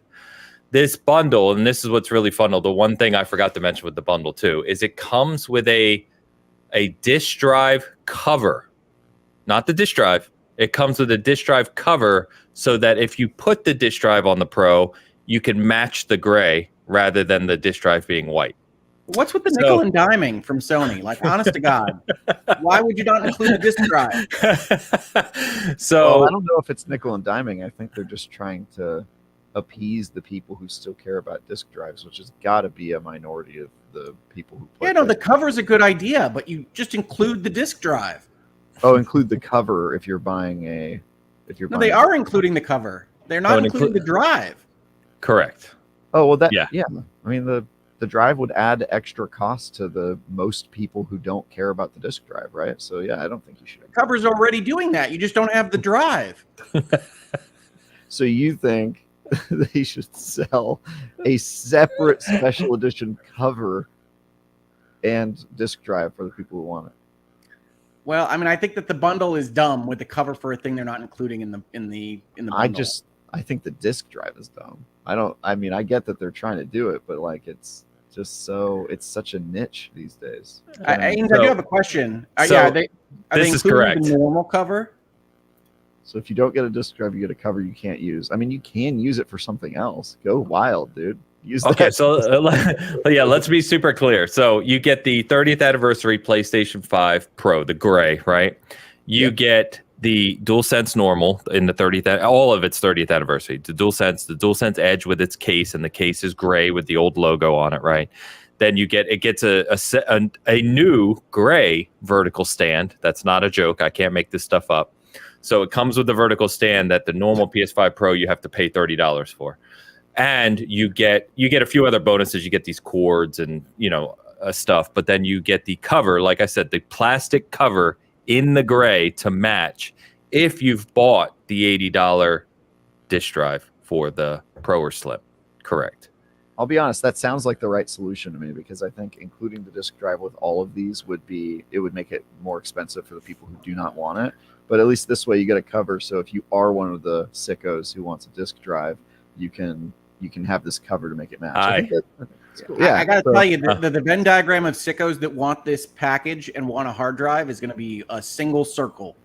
I really don't think it is. No, in all seriousness, the disk drive was sold out. Like, we don't know how many they made, to be fair, but it did sell out. There's a lot of sickos out there, but yeah, I mean. Yeah. So you're going to ask us what we think it costs, right? Yeah, so let's keep in mind the Pro is $700 without a standard disk drive today. The DualSense Edge is $200, right? A DualSense is typically $70-ish.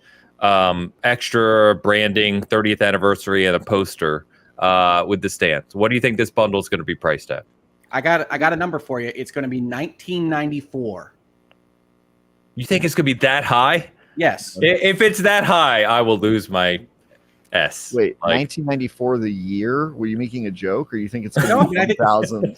I think it's going to be about $2,000. So I think that they're going to price it at $19.94. That's crazy. 0% chance. I'm going to say $900. That's wild. No way in heck are you getting it for $900. That's insane. You're making a joke. I think you both are insane. I think Travis is too low. I think Hoag's too high. Oh no! I think it's $899. The lowest this thing is going to be is $1,000. Easily. I'm gonna say $11.99. Get the yeah, dude. If it's $9.99, that's crazy. I think it's $8.99. Put me down at $19.94. All right. Let me write this down because I didn't think we were going to be this different on this. So Hoag's lost his mind, but that's fine. He does that sometimes. That is actually unhinged. Do you think it's Hoag's trying to think like a Sony board member right now? Travis is $8.99. $8.99, which is also crazy. There's no way it's only $8.99. I think it's not. Explain your logic here. Because even if you bought the standard non-edition, non-limited stuff today, you're over $1,000. So the controller is what, $200? DualSense Edge is $200. The DualSense is $70. The stand's $30. The console's $700. Then it comes with the cover, poster, additional cables, and most importantly, they're only making 12,000 of them. Okay, I did not understand that it came with 2 controllers. I thought it came with just the Edge.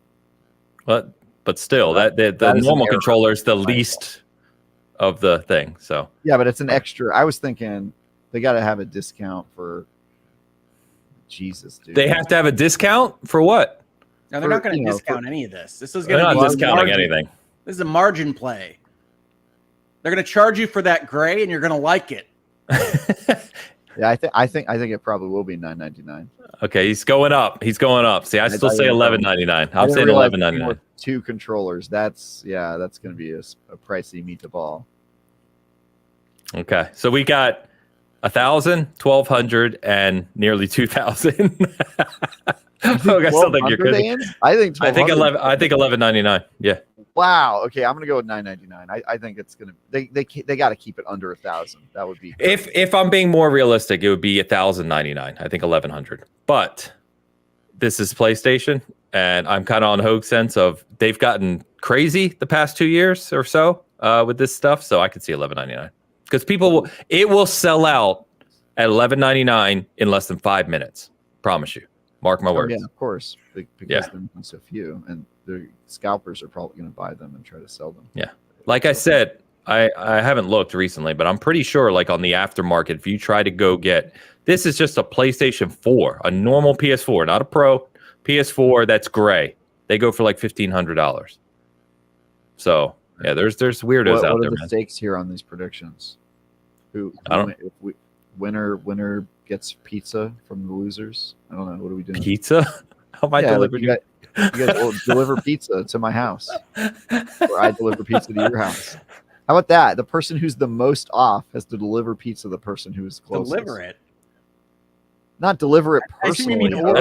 You put my address into the app. You say, "Send this man a pizza." That's easy. All right. I'm not coming to San Francisco.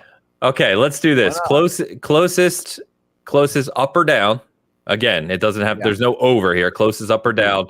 The other 2 people at different dates, so we're not eating pizza on the same day, on different times, have to order a pizza for the winner. I like that. That's a good. Okay, done. All right. Well, get ready to pay for someone's pizza because you're crazy. Hoag, last chance. Would you like to lower your number? No. All right. He's got that pizza money. He's unafraid. I also love that his tone was like relegated. Like, no. No, I'm gonna do it. I'm going to lose money on these Bitcasts, but that's okay. Oh, it's all in good fun. Chat, I love that, everyone. We have the highest number of people tuning in at this point in time as we're betting pizza on the 30th anniversary PlayStation cost. All right, so we'll revisit that next week after I've attempted to order one and failed miserably, probably. So, all right, so we're going to touch on the Concord fallout continuing. I don't want to stay on this too long.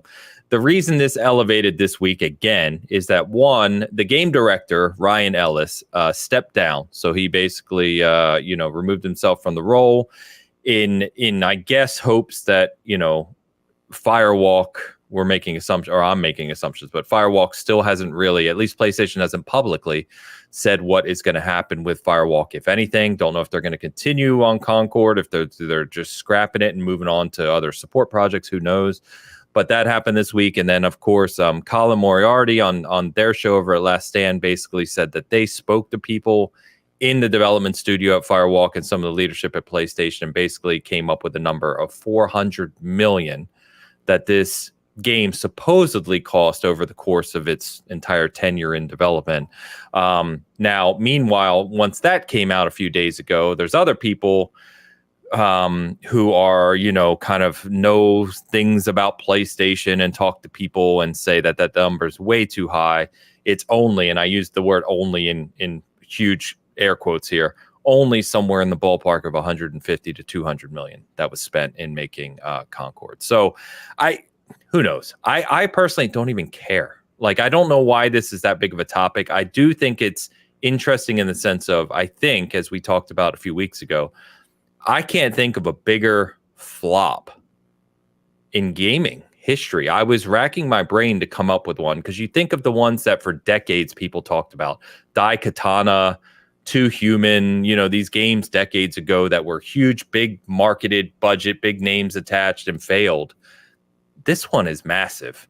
And I don't know if you guys correct me if I'm wrong, all right, chat as well. Can you think of another game that had this much seemingly, whether it's 200 million or 400 million or somewhere in between, this much investment from a big publisher first party like PlayStation?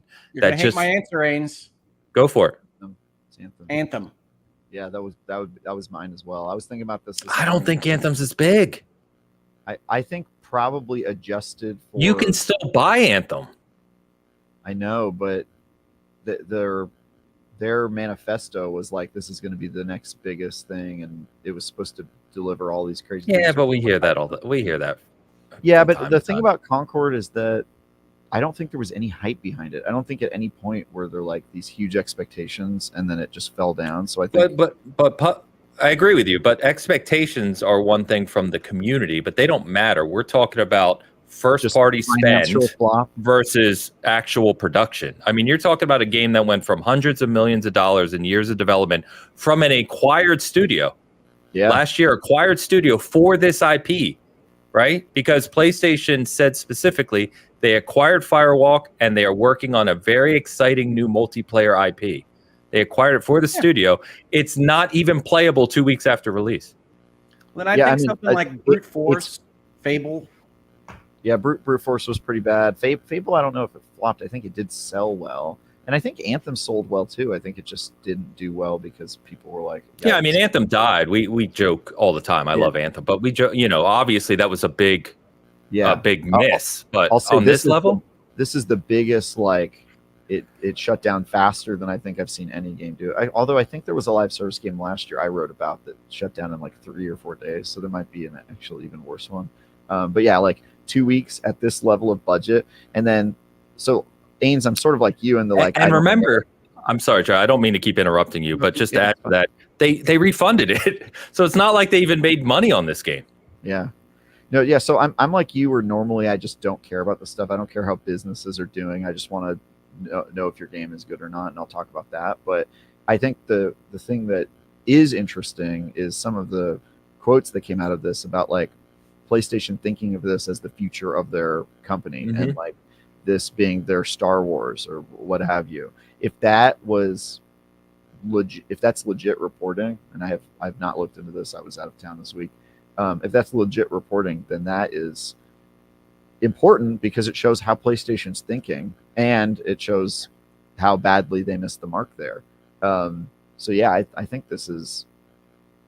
I was looking at I was Googling like what are some big flop games and kind of going through a list, and I don't think any of the ones on the lists I was looking at will come close to Concord. I think Concord may indeed be the biggest flop of all time, especially if it costs 400 million, which I have a really hard time believing. I don't believe that's it. How I would frame it. I have no doubt, really. I work with Colin a lot, and I have no doubt that that's what he heard. I have significant doubts that the person giving that information has a full concept of the budget and the money that was spent on Concord. So it is hard to believe at that number. But I do think we are seeing things with Concord that we wouldn't have seen earlier in the video game history, because there are some like tax benefits and aggressive ways to go seek write-offs that didn't exist before some of the movie studios started doing this with their streaming services, that I believe would motivate some video game companies to try to get into that space by pulling a game like this as fast as they did. That it wasn't going to have the traction that they wanted. It wasn't going to be the disaster that it looks like right now.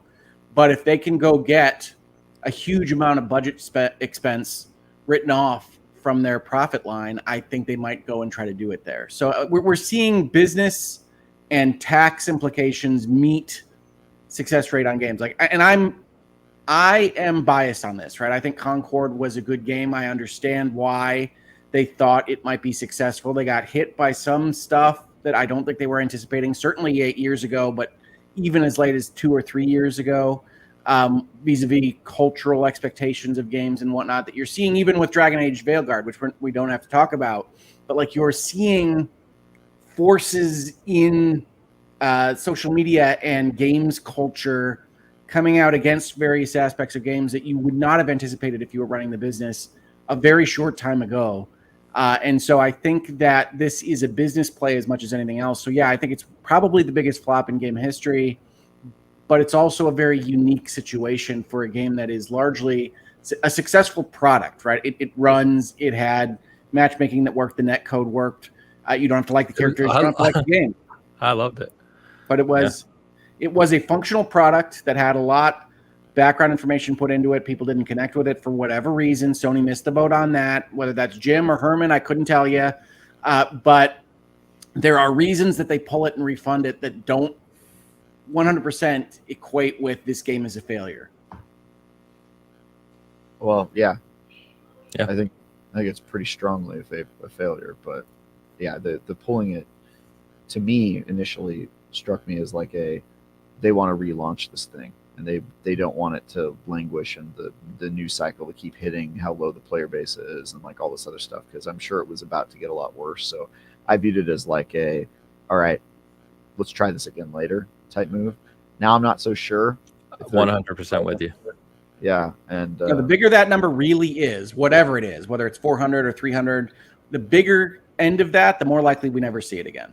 Yeah, because that is for the business reasons. And then Firewalk is, I think their existence is going to depend on this game coming out again or not coming out again. It really depends on how the Sony executives evaluate what this project was, right? Like you saw references to things like toxic positivity come from Colin and some other references. And to me, that's not apt internally. You don't have toxic positivity internally. You can have too many yes men and things like that. You can have not enough willingness to contradict your bosses. That's not really the same thing as your audience or fans always telling you everything you did was right. But that has to be evaluated. The fact that they released a game that functioned and was a well-designed game has to be taken into account. So I don't know whether Firewalk dissolves, shrinks, otherwise, because I don't know whether Sony agrees with me that the game as a game was a success, but they missed the mark on essentially what people wanted out of their characters and design and things. Yeah, I don't even know if it matters. I don't know if you spend, even if it was 150 million, 200 million, I don't think you say, all right, well, that didn't work. Here's another 200 million in 5 or 6 years to try again with a different game. Well, you can shrink that. You could say you guys still need to exist because you are good at making games, but we're only going to budget it this much. And if you only have runway for a year, that's what we do. I don't know whether they are interested in breaking it up. Like everybody on the internet is saying, Firewalk is going to be dissolved and killed and whatnot. And it's like, it's not an easy thing to get a product out the door, and certainly a multiplayer product that functions as well as it did. You don't have to like it. You can think it's a bad game, but it functioned. And there's a certain threshold of putting a game development company together that they clearly pass, that you can't just kind of snap your fingers and create out of thin air. So I don't know how Sony's going to evaluate it in-house, because I think Firewalk is a talented studio that got led astray by things that I'm not sure I would have recognized as cultural forces in gaming at the time either. So I don't know where they're going to come from. I don't know that Sony has a captain at the head of the ship right now, right? I mean, we're going to talk about remastering frickin' Horizon Zero Dawn. I have no idea if they have any creative mojo at all at that company. And if they're just bean counting and they're just saying, hey, that didn't work, then maybe they create an accounting company out of Sony PlayStation brand. Yeah. But I just don't know. I think the people who are maybe speculating on the studio getting scrapped for parts are probably looking at what's happening to Bungie right now, which is precisely that, right? They're taking these. But Bungie was bought for parts. We talked about that. Yeah, 100%. That was my assessment right when it happened, which was why I thought it was terrible for Bungie. But I'm getting some feedback apparently. Sorry. Yeah, I'll check it. But yeah, I think that people are probably looking at that and saying, well, Firewalk is sort of in the same school, right? It's stuff that Sony's not really good at doing themselves right now. First-person shooters, online games, etc. They made a competent game that didn't sell well. Where can we put these assets to help out with projects that we think have a better chance of succeeding? I could see that, and I don't know that you give Firewalk money to do another game on their own, but I'm still hopeful that they'll relaunch this and it'll get a second chance. Like I said, like so many games have gotten a second chance that I didn't think were going to. Like No Man's Sky, dude. Like I can't believe that game is the game it is today. Like it's crazy. Small team too, and let's not forget it was a punching bag for a while. No Man's Sky, when that game launched, it was a punching bag. I was one of the people punching. I mean, that game was real bad when it came out. But yeah, I was trying to think of some other ones that were really bad. Battleborn, I remember that game died really quickly. That was pretty brutal. I'm trying to think of some other ones that were really hyped up. Yeah. But fix my mic. I'm gonna mute myself. Yeah, you're fine. But yeah, anyway, definitely something. I don't know what to say really about it. It's a shame. We've said enough about Concord, I think, over the past few weeks. But Hogue, you basically segued us into the next thing, which we talked a lot about PlayStation intermittently this year, and Astrobot obviously being a high point. Very kind of creative game, enjoyable game, highly rated game. But generally speaking, every time we seem to talk about PlayStation, it's in a vein I would rather not be talking about PlayStation. I would love to be talking about a state of play. I would love to be talking about some cool looking new IPs, or even, Ghost of Tsushima 2, even it being a sequel. You know what I mean? Just seeing something refreshing out of PlayStation. Instead, every time it feels like we talk about PlayStation, it's either a new product they're selling, or here we are again, a Horizon Zero Dawn remaster. And I don't know the actual release date. I haven't looked, but somewhere not too long after we got an Ultimate Edition that also released on PC, which is playable today in 4K 120 frame ultra mode. And let's not forget, Horizon Zero Dawn on the Decima engine is a gorgeous game. It's a stunning game. The Horizon games are. What are we doing? What is this? What are they remastering? I just don't understand. I'm starting to sound like you, Hogue. Like I'm becoming to get to a loss of what PlayStation is doing. I am not a conspiracy theorist. I am not a guy that looks for the mysteries behind these decisions. But I do think that you can see in businesses of all kinds outside of video games, in various product fields, that when you elevate a CEO like Herman Hulst, who was, remember, the creative director, I think, the mind behind Horizon, to a spot that gets to decide how many Horizons and how many dollars his friends get to make Horizons, you can get into situations where an IP that is not actually as valuable as you would think if you were just watching from afar from Sony is upjumped in this way. And I think Horizon is the biggest of these, because the original Horizon Zero Dawn is fine, but I remember it as a kind of 7 out of 10. I don't know what the OpenCritic or the Metacritic has it as. It's higher, between 7 and 8, I would guess. I think it's higher than that. Yeah. Anyway, go ahead. Doesn't matter. Go ahead. And the bigger problem, and you see people come out against Nintendo on this, but the bigger problem is like Sony has certain amounts of backwards compatibility with PlayStation 4. One of the reasons I talked about not buying a Pro is that I don't feel the PlayStation 5 generation has really existed on its own. And when they were advertising the PlayStation 5 Pro, they used 4 remasters to do that. And so you can already play Horizon Zero Dawn, as you say, at a very high level of resolution and frame rate on your PlayStation 5. This is a product that doesn't need a remaster. And people say, well, then PlayStation should get credit for backwards compatibility, where Nintendo will sell you these copies of things they had on the Wii U because they don't have backwards compatibility, and everybody's okay with that. And I have to say, I am okay with that. I'm okay with the stuff that Nintendo has brought over, because most of the stuff has not been available on any modern system, like Super Mario RPG or some of the DS games they've brought over, versus Sony just remastering things that I can already play at a really high level. So I don't get excited about this. And then we heard rumors are that there's a state of play coming up soon from Sony, and that there's another remaster coming. And of Days Gone. Well, the rumors are Days Gone. I don't know how far to take those. I hope not very far. I like Days Gone quite a lot, but again, it's another game that I can play on my PlayStation 5 at a very high level already.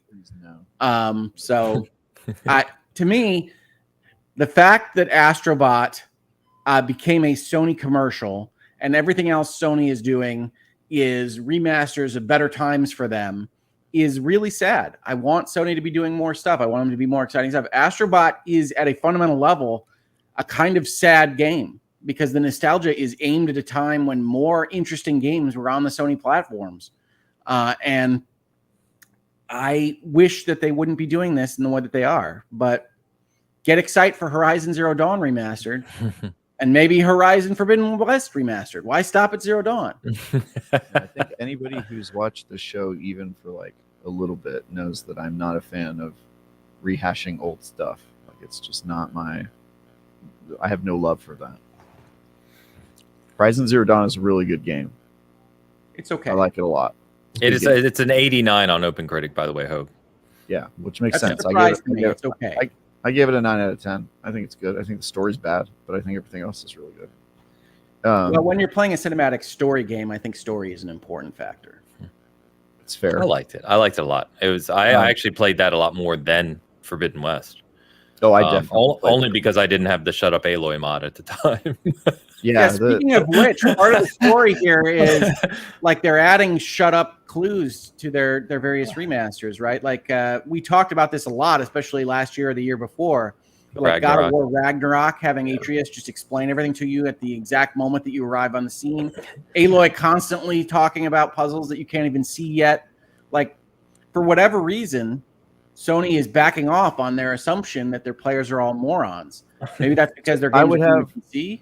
I think I would have less of a problem with remastering Zero Dawn because it's a good game if it were an older game. The fact that it's still pretty new is kind of what bothers me about this remaster. It came out the same year as Breath of the Wild, so that would have been 2017.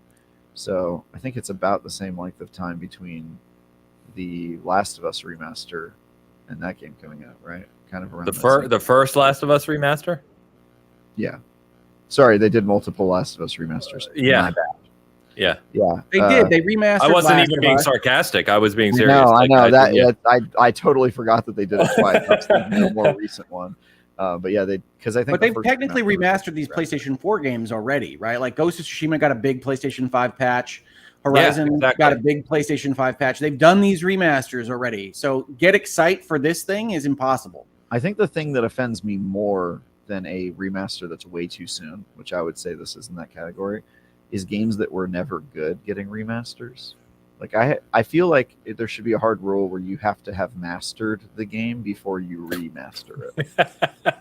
Yeah, I disagree. Actually, I think saving games that didn't work for some reason or another is the proper role of. Did we need a Lollipop Chainsaw remaster? Well, I'm excited for instance, the Epic Mickey remaster because I think that game failed at certain technical and design levels when it came out, but it's a cool idea, and so I'm looking forward to that as a remaster versus the game that is already great.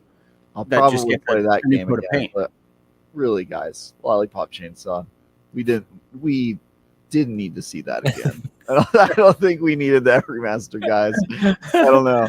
Remasters are dumb. They're all bad. I don't want your remaster. They're not all bad. Come on, but if Sony bothered to give me all the games, if they gave me Colony Wars, if they give me stuff that actually doesn't have an analog to what they're already making, it might be a better project. But Horizon, which I don't think is great, and that if I stand alone on that, that's fine. But Horizon, which I don't think is great, getting a remaster 6-7 years after it came out on a system that I can already play it at about the highest level that I would want to play it at is a waste of my time and attention. Agreed. It's pretty bad. Agreed. Yeah, I don't understand this one. For me, the only excuse for a remaster is if you are doing something with like game preservation. Like I can't really play that game, so you're remastering it so that I have it in my library and I can access it, and I wouldn't have been able to do that normally. System Shock, maybe a good example there.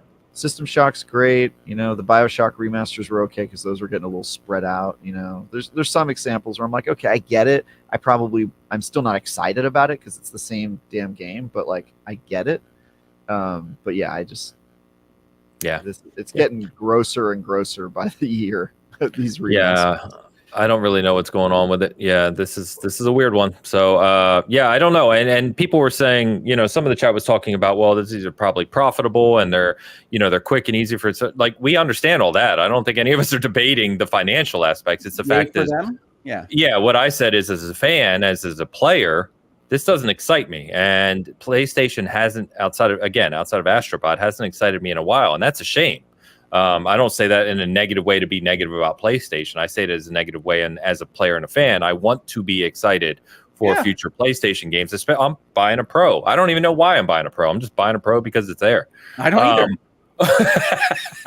But like, I want to be excited about some reason, some games coming, and they haven't done that for me. In fact, we've done the show for years now, right? And there was a time where we were talking about when PlayStation was crushing it, and they had all their PlayStation 4 when they were kind of hitting hit after hit, and and these big games, and Xbox had nothing. And it's the same conversation. It was PlayStation's killing it. I'm enjoying it.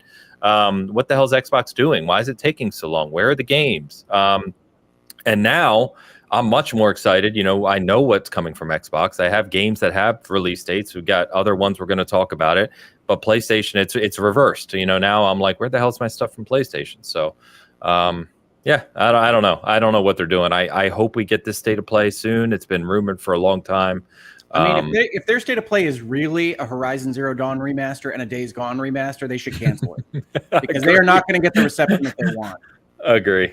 Again, my rule of you should have to have mastered a game applies doubly to Days Gone. Oh, God. All right, I will stand on Days Gone as a much more enjoyable game than Horizon Zero Dawn. I'm a huge disagree. Yeah. That's going to be a yikes for me, bro. That's fine. That's fine. You don't have to agree with me. I think Days Gone is much better.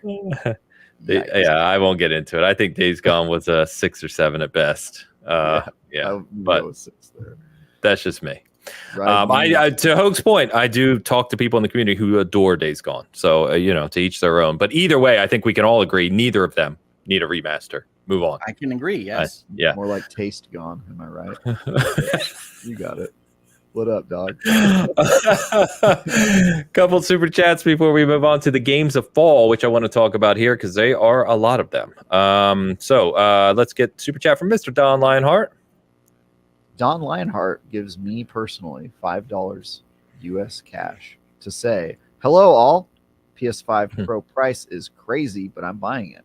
Veilguard is less than 40 days away. Aura History Untold embargo tomorrow at 9:01 a.m. Eastern Time. What to play now? Who sets an embargo at 01? They do that all the time. Really? Why? Yeah. Good question. I don't know. My guess is because they're putting it on their social, YouTube, personal websites at 9, and that they want to make sure that the links that they give to other outlets work and are live by the time the other places post it. Because all right, worst thing that happened is somebody click on it and it goes to it, 404. So that's a good reason. There you go. Don, thank you. Yes, looking forward to getting Aura up and the PS5 Pro. I don't think the Pro price is crazy. I know it's expensive. I don't think it's crazy. I know we talked about that last week, but that is what it is. I think what's going to be crazy is the price of what we were talking about earlier. I think that's going to be crazy, but we'll see. I think $700 is crazy for the hardware you're getting. Like, the math makes sense, but I think it's a crazy thing to try to sell somebody. Yeah, their engineering is wrong. It's the same as the VR. In the console market. So, and I don't want to get us off into a 20-minute tangent on the console market price, but I generally think, like, there is a percentage. I know the percentage is small. We talked about it, right? 10 to 15% maybe, but of people who want a higher end console experience. And I personally wish, and this is just me, obviously, I understand the dynamics, I understand the market, but I just wish like we got higher level consoles all the time. Because I want that higher end PC experience in a console. And I hate that I have to constantly switch between my PC and console to get the experience I want, where I want to play it. We've talked about that. The baseline price of that if you want to set that market. But this crazy, we're going to support both, and we're going to ask for $700 when we haven't delivered a generation yet. Like, I know that others haven't said that, but the PlayStation 5 generation to me has been basically nothing. Like, you're playing PlayStation 4 games, you're playing remasters of PlayStation 4 games, you've been cross-gen the whole time. If this is the generational change you wanted with a $700 unit, I'm all in favor of spending money on getting a generational change. But the mid-gen refresh doesn't work because you still have to support the old gen, and you're just asking for a lot more money without getting me what I need. So to me, I'm not going to buy it. I might move to only buying the mid-gens if this proves to be what Sony and potentially others wind up doing. But for right now, no PS5 Pro for me. I also don't think, Ains, that the $700 console that PlayStation has created addresses what you want. Like it isn't the PC equivalent. And so you're kind of getting this like half-breed, like almost there, but probably not going to do what you want. And so, wait, I'm not allowed to say stand people, and he's allowed to say half-breed. Where are the lines here? This mudblood console, but I think because I would be okay if like the Series S for Xbox became the standard and it was like a $500 console that was like the equivalent, and then the Series X became like a $1,200 console, and they were like, don't buy this is for the crazy people. But you have to sort of set up your infrastructure to support that. Xbox would have to make games very differently and be a lot more like a PC in terms of like toggling stuff up and down. I just don't think that exists. I don't think it's what Sony's trying to do, and it strikes me as just hey, we realize that people on the high end aren't getting everything that they can get out of the PS5, and we're probably going to have games that don't hit 60 FPS if you're on the original PS5, and so they're just doing kind of like an incremental thing for the hardcore. I'll be more cynical than Travis is even on this. I would say they see that there's money that could be potentially in their pockets that is not in their pockets. I'm sure that's part of it, but they've created a console that they say will sell on these things that, again, they can't enforce against the people that are making the video games. And devs have proven time and time again that they want to go in a direction that leads to 30 frames per second because they like the screenshots. So I don't know that you're getting anything out of a PS5 Pro. But I'm not sure you got anything out of a PS5 or an Xbox Series X. Like, this has been a really disappointing generation. So I'm looking forward to the Switch 2, and that's about it in the console space. Yeah, we're going to be off on the tangent I was trying to avoid. But what I was going to say is, like, I think, generally speaking, we need to get out of the mindset, we collectively as a community, the generational divide and the generational gap that we grew up with, where you went from, Sega Master System to Sega Genesis, and you went from Nintendo to Super Nintendo, and then you went to Nintendo. Those days are gone. They're gone. It's not going to be the same. You're not going to look at the screen and be like, oh, this is clearly the next gen. There's too much blurring of the lines now. The technology just evolves in a different way. And so I was going to pull up Rick's comment here where he said, this is a bit of a contentious point. We're kind of talking about it already. In your guys' opinion, have Sony and us given a valid reason yet for the existing console generation? The answer to that, in my opinion, is definitely no, which I think is essentially what you're saying, Rick. My only response to that, the other Rick, the only response to that, I would say, is you may not. I agree with you, Hogue, in the sense of from a game perspective, you may not be seeing everything you want to see that takes full advantage of current hardware. However, for anyone who truly believes this, I would tell you to go unplug your PS5 and your Xbox Series S and go plug in your Xbox One and your PS4. And come back and report to me in a month, and I'll see how you're doing. Because I promise you, there is a stark difference between what we're playing right now and what we were playing last generation. I just think there were some people who were talking about this. I know Phil Spencer did when they were talking about this generation, and they were focusing less on like 60 FPS and higher resolution and more on like, this is going to help you in different ways, like your load times. And I will say, load times this gen, they've been pretty good. And even just getting into a game is way faster, quicker. With quick resume and that sort of stuff on the Xbox's side. That I think there have been definitely some improvements that I am happy to have paid for. It's just not in the ways that people are used to getting the benefit of buying a new console, which is like, I want it to be like 10 times prettier. Yeah, I don't think you're going to get that, but I still think there's room for innovation and room for quality of life improvements that I personally would never want to go back to. And I feel like that's very similar with PCs and cell phones and stuff. Like, I never buy a cell phone thinking like, oh, this is going to be like the biggest game changer ever. It's just like, it's time, right? My old one is a little slower, doesn't do some of the things as well. And you get small improvements that in aggregate are worth an upgrade every once in a while. But then this conversation changes, right? We're used to having the conversation when the generation transitions. And to me, it's like, no, I'm not going to need a new console for X amount of time because you're not delivering anything that I care about. I have never cared about load times very much. I certainly don't care about them in the age of smartphones. And so, and if Spider-Man loads up in 2 seconds instead of 10, it's just not a big life change for me. And so No, if but I being able to play it at 60 versus 30 or 120 versus 60 is a big difference. I think it's oversold what the difference is, right? Again, and we're seasoned gaming here. I played a lot of games at 18 frames per second on the Nintendo with flickering pixels. So we have different sensitivities to this. I would prefer my games to all be very smooth frame rates, very high frame rates, but I don't care that much if they're not. But load times, though, come on, man. Like, no, load times are not a big deal to me. They really are not. They suck. So let me say this, because you just said I'm very excited about the Switch 2. Mm-hmm. Switch 2, by all accounts, from what we know, and we'll see, obviously this is rumors right now, is just going to be a more powerful Switch, right? They know the Switch was a massive success. It's going to be the portable console. Grip, same thing today, but just brought up to speed. You're going to see the same thing on the Switch. It's exactly what we're talking about. You're going to see slightly better graphics, better load times, better resolutions. It doesn't seem like it's going to reinvent anything else on the Switch. So why would that be exciting for you, but not what we're talking about? Because half the Switch games are barely functional at the current power level of the Switch. Like, they are really stretching the Switch's ability to even run them.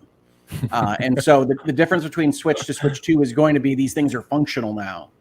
And that's a big difference to me, right? Like, we're looking at the new Legend of Zelda next week.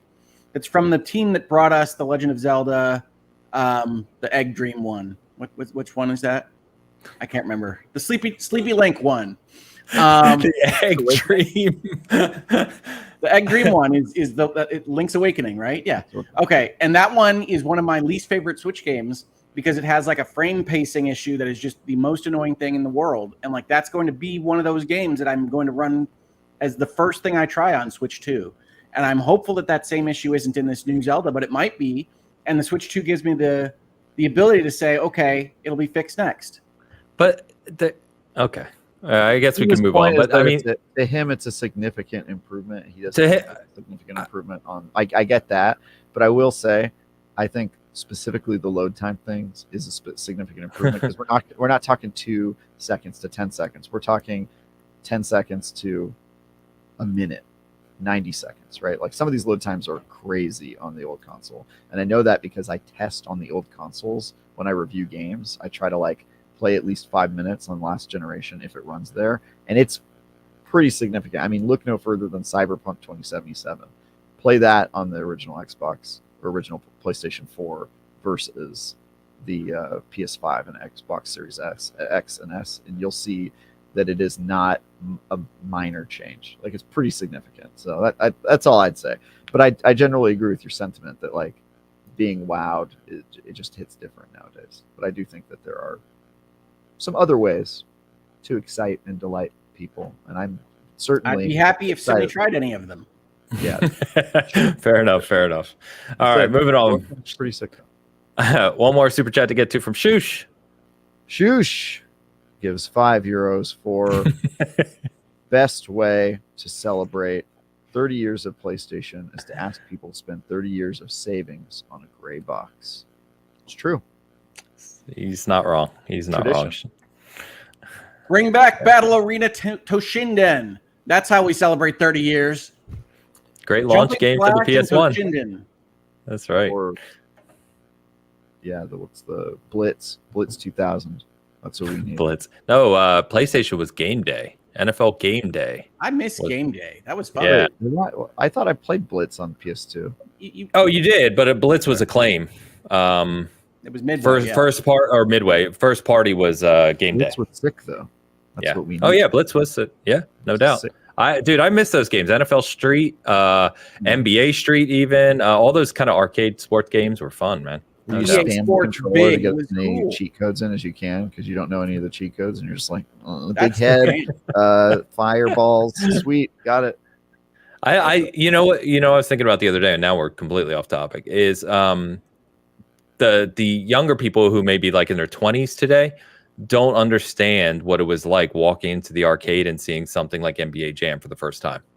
And NBA Jam, there were just crowds around that game in the arcade when that first came out. It was revolutionary. They don't know what that's like. They go to arcades, right? What's the difference? They go to arcades like walking malls. Yes. They go to arcades. What are you talking about? They go to arcades. They still got arcades. What don't they know?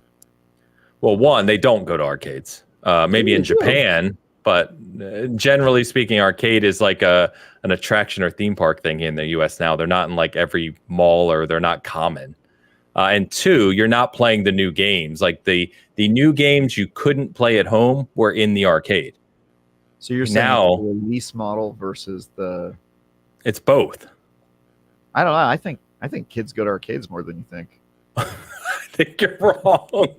What? I don't even know. I don't know how we're having this discussion right now. Whenever I go to arcades, they're filled with kids. That's why I think they probably go to arcades. There's like kids at every arcade I go to, except for when I go to barcades, which, maybe there's just more arcades where I live. I don't know. I see them all over. Hogue, help me here, man. I'm dying. Well, I mean, I think it's a logical fallacy to say when I go into an arcade, there are kids. So kids are going to a lot of arcades. But outside of that... How's that a logical fallacy? So because your presence at the arcade and you see kids is self-informing. It doesn't tell you whether kids are in fact going to a lot of arcades. If you go and you see kids at an arcade every time you go there, I mean, I get it's anecdotal, but it's not fallacious. It's just anecdotal. Anyway, we're moving on. Anyway, Shush, thank you. We got another super chat coming in from Mr. Game Positive. Game Positive offers $6.99 in Canadian currency and a wrench to say we have an original Xbox One in our office theater room, and Vampire Survivors is almost unplayable. Wall. Yep. Yeah. The CPU is not keeping up with all that. Honestly, that's one of the most underreported things about like video games is when they support the old console, and then you go back and you play the old console, and you're like, no, it doesn't. I honestly think that's why Cyberpunk got like just busted as hard as it did, is because there were way more people playing on old consoles than I think anybody expected because of shortages and other things. And I think they just got 100%. Yeah, 100%. Because so many games don't support the old consoles well at all. Barely run. Mr. Eric, thank you very much. Appreciate you. All right. So let's quickly run down kind of what's coming up before we give Hogue's take on the Nintendo lawsuit. So we've got, obviously, as we always do, every couple months when we run down the upcoming games and what we're excited about. I'm not going to cover every game. There's a million games coming out, but here's kind of the big ones that jumped out to me. You guys can add what you want. So we are here in September 22nd, getting ready for October. And in October, we get Until Dawn remake. October 4th to kick us off in October. Or is it just a remaster? Do we know yet? It's a remaster. Interestingly, the Dead Rising one I think is more like a remake, even though remaster's in the title.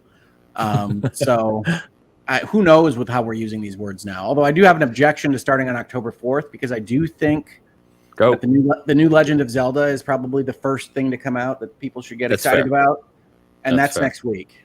That's fair. That's just my anti-Zelda bias being in my Google search algorithm. You know how that goes. So, yes, the new Zelda does come out next week. So we'll obviously be talking about that. We get Silent Hill 2 remake, which, I've said before, I'm a giant fan of Silent Hill 2. That's got to be an actual remake, right? Yes, that is an actual remake. Yes. I hope it delivers. We've seen some concerning things there, but we'll see. That's October 8th, the same day as Vessel of Hatred release. Get excited. Which means the time is going to be gone. So there we are. But go Mephisto.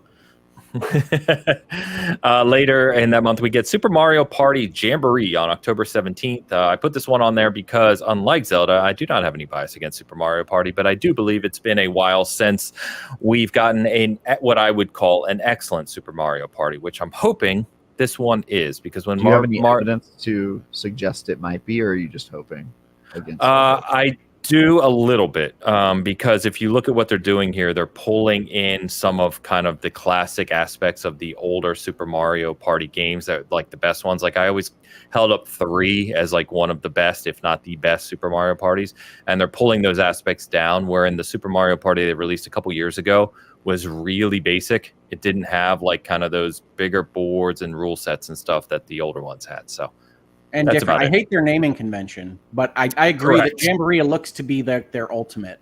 Like Yeah. they're trying to make it the ultimate Super Mario Party.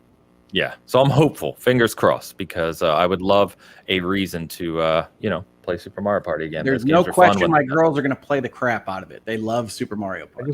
I just don't want them to do that thing where we're all on the same team. They keep doing that Nope. in the Mario Party games. Nope, it's not everybody in the same car. They only did that once.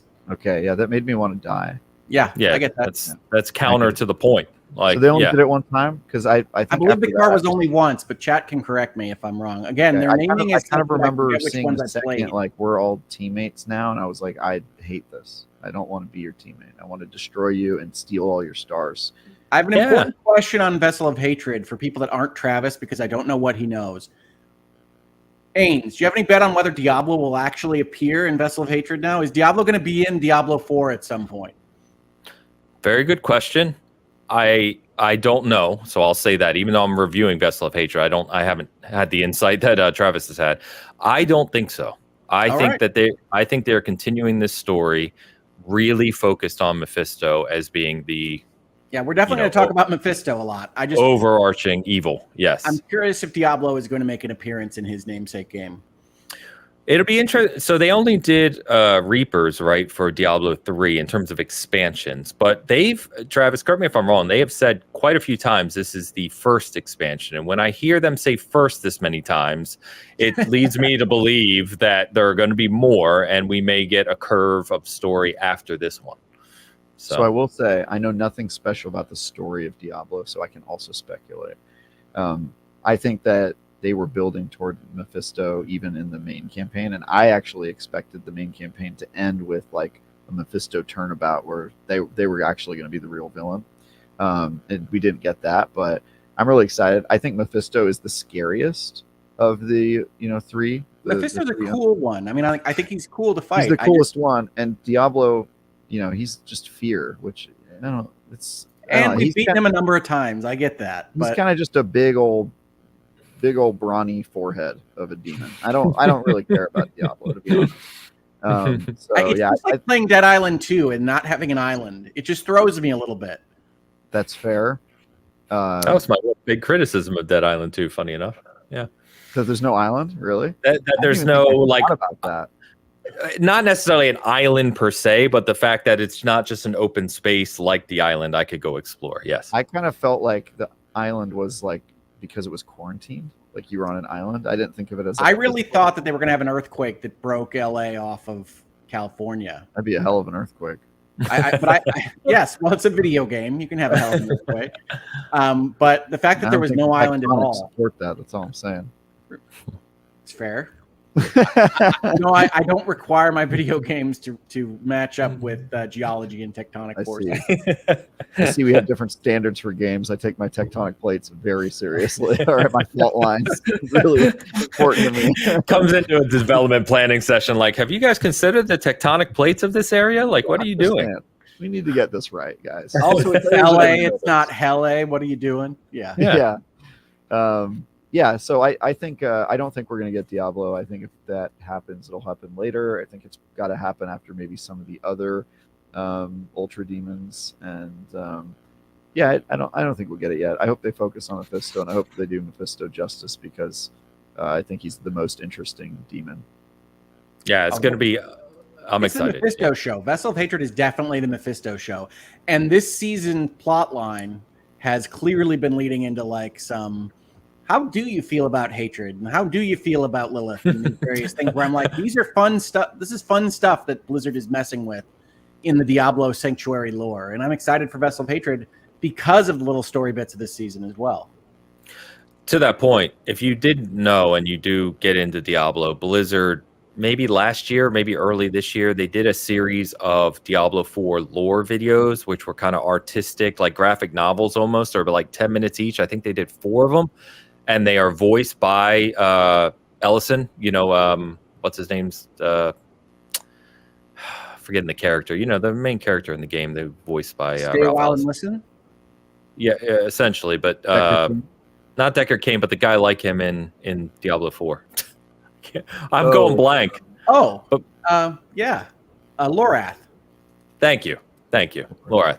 Anyway, voiced by him. They're excellent. So if you want to, especially if you're getting excited for Vessel of Hatred and you haven't watched those, I recommend going back and watching them. They're really, really good. Thank you, chat. I knew Katie would know. Katie had me covered. They've had some real fun with the lore, like the stuff that they have done with like Lilith, obviously a demon, but like, what's her deal? How are people interacting with her? And in Arius, like the stuff in Diablo 4 is vastly more interesting than the stuff in Diablo 3 to me, and really mirrors some of the stuff that they were asking in Diablo 2.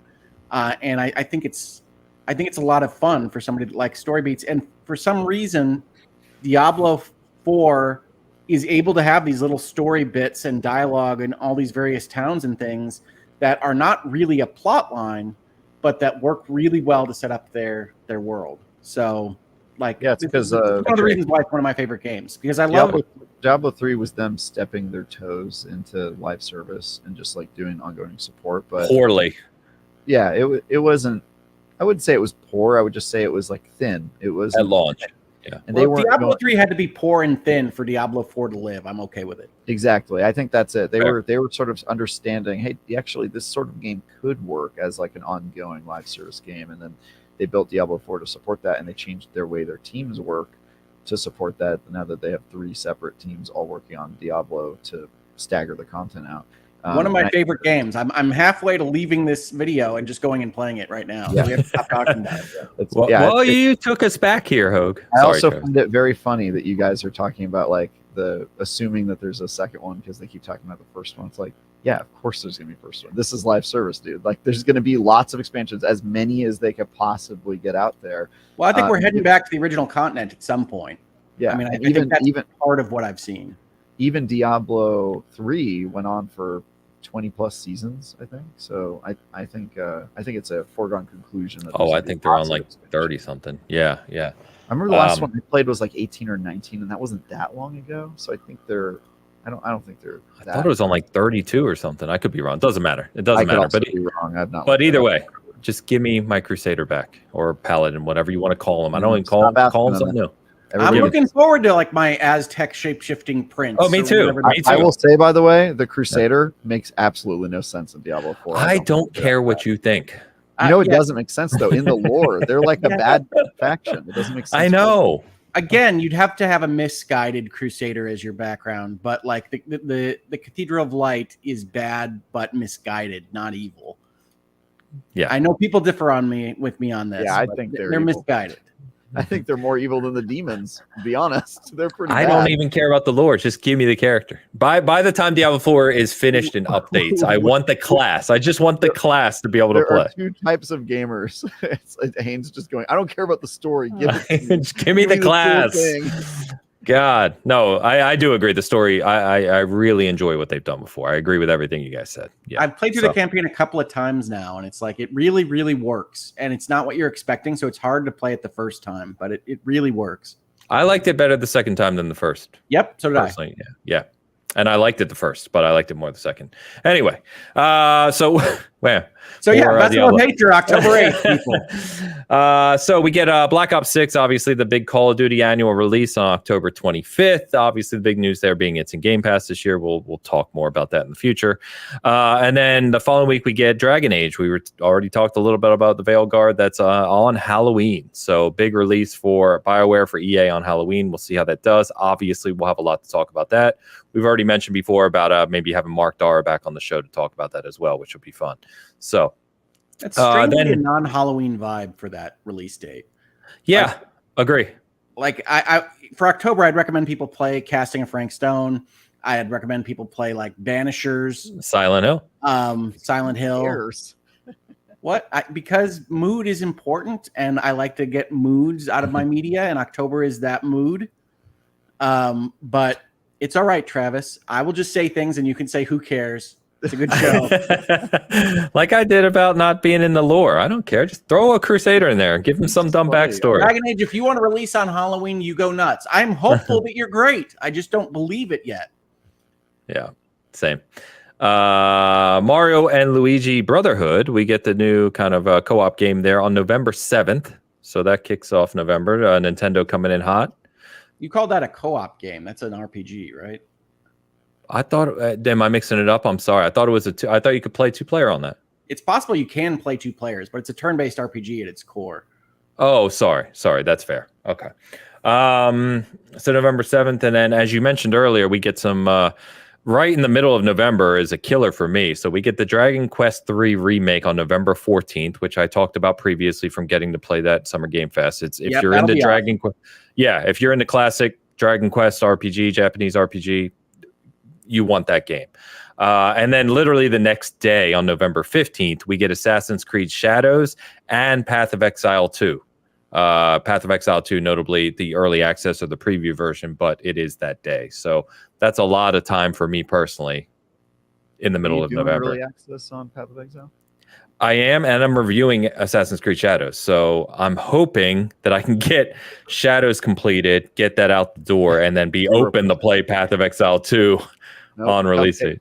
Cupcake shop stuff right there. Bakery. It's a bakery. Although we may need to add cupcakes. My inventory is expanding. So Brothership, Dragon Quest, and Shadows is a great week. I'm looking forward to that week. It's a big week. And then literally less than a week from that, we get Stalker 2 finally. The game's been delayed a few times. We've talked about that one at length too, but I'm excited about Stalker 2, and that comes November 20th. So it's just way too much time. Way too much time. Hey, on this list, where's Metaphor? Forgotten, because I put this list together quickly. Metaphor is early October, isn't it? We just talked about that. Someone hit me with the release date, so I'm not typing while I'm talking. But yes, Metaphor is early October, which makes things even worse because those games take a ton of time. And that means that Metaphor is also coming out around Vessel of Hatred and Silent Hill 2. And you mean even better? Metaphor, Brothership, Dragon Quest, Shadows, November, folks. Get excited. This is going to be awesome. People are already playing Metaphor right now. I need to retire. I want to kill you, man. Stop telling me people are playing Metaphor already. Not me. I'm not playing it, but maybe somebody at the IGN barbecue yesterday. October 11th for Metaphor. Thank you both in the chat. So yeah, sorry I missed that one, but yeah, only 3 days after Vessel of Hatred. Fantastic, great job, developers, publishers. What a month. Killing me, man. Good question here from Rick, which actually I did talk to some people offline about, which, Ains, if you manage to secure a Pro, will you be reviewing Shadows on PS5 to compare? And my answer is yes. In fact, I actually said that I'm going to be reviewing on PS5 because the Pro releases 1 week before Shadows does. Now, of course, I don't know if Ubisoft will have the Pro patch ready in time for the review period, so not sure. But yes, my goal is to do that, yes.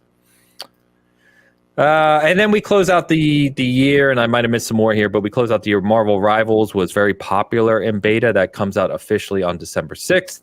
And then, of course, we've talked at length about Indiana Jones and the Great Circle coming on December 9th, which personally for me, I appreciate that release date because that gives me time to try and spend on some of these other games and then enjoy Indiana Jones over the holiday, which works well for me. So anything else I missed here? Metaphor is going to be like the entire end of the year. Mom's a Great Circle. It's that time of the show. Travis is going to go off the cuff.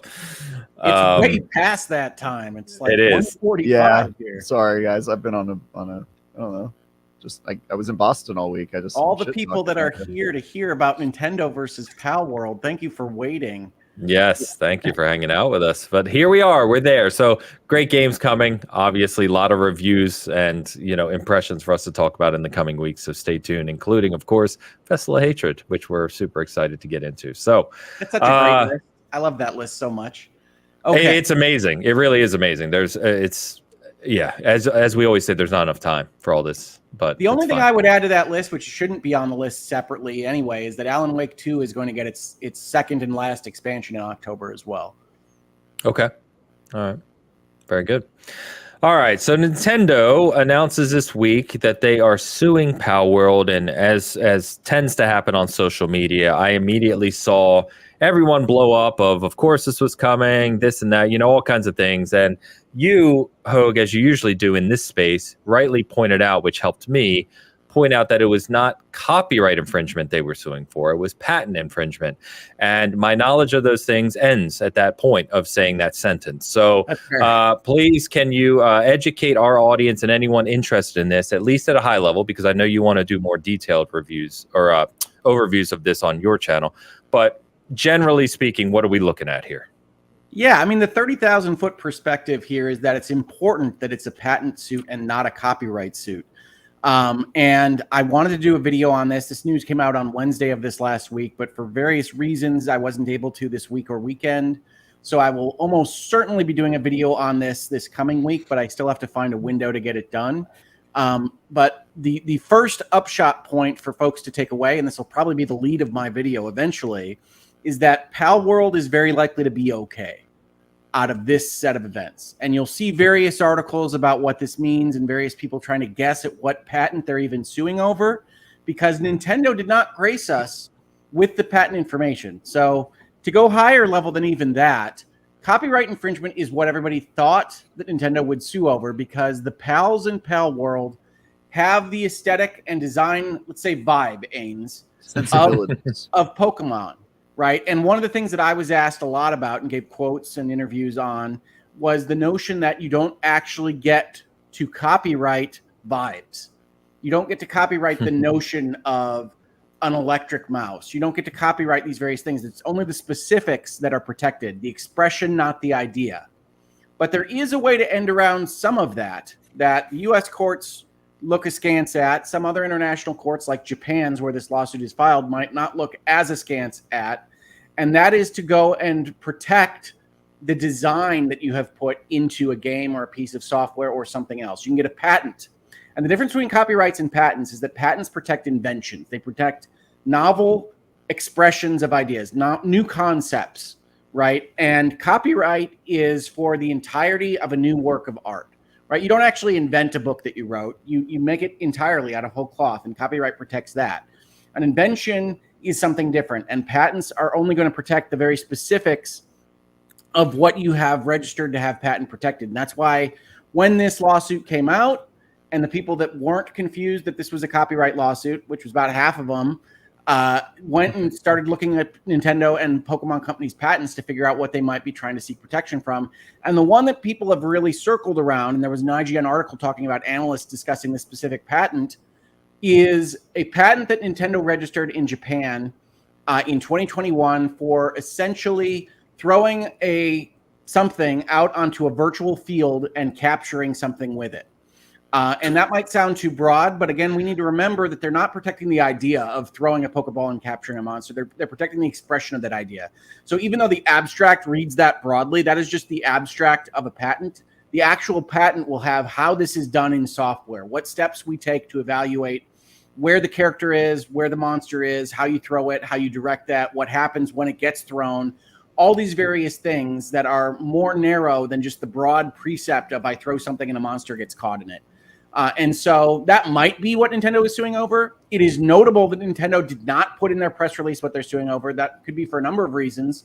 One of which could be that they don't feel like that would be a great press release to have, that people would come down hard on them for something like we protected Pokeball throwing, or because they don't want Palworld to have foreknowledge of it and change it in advance. I mean, there's a number of reasons why they might do that, but because it's not a copyright infringement case, you can take a couple of things away. The most important thing is that Nintendo also agrees that they probably don't have a copyright infringement case, because copyright infringement would be better for Nintendo. Copyright infringement on this type of thing would mean you have to take the whole game away.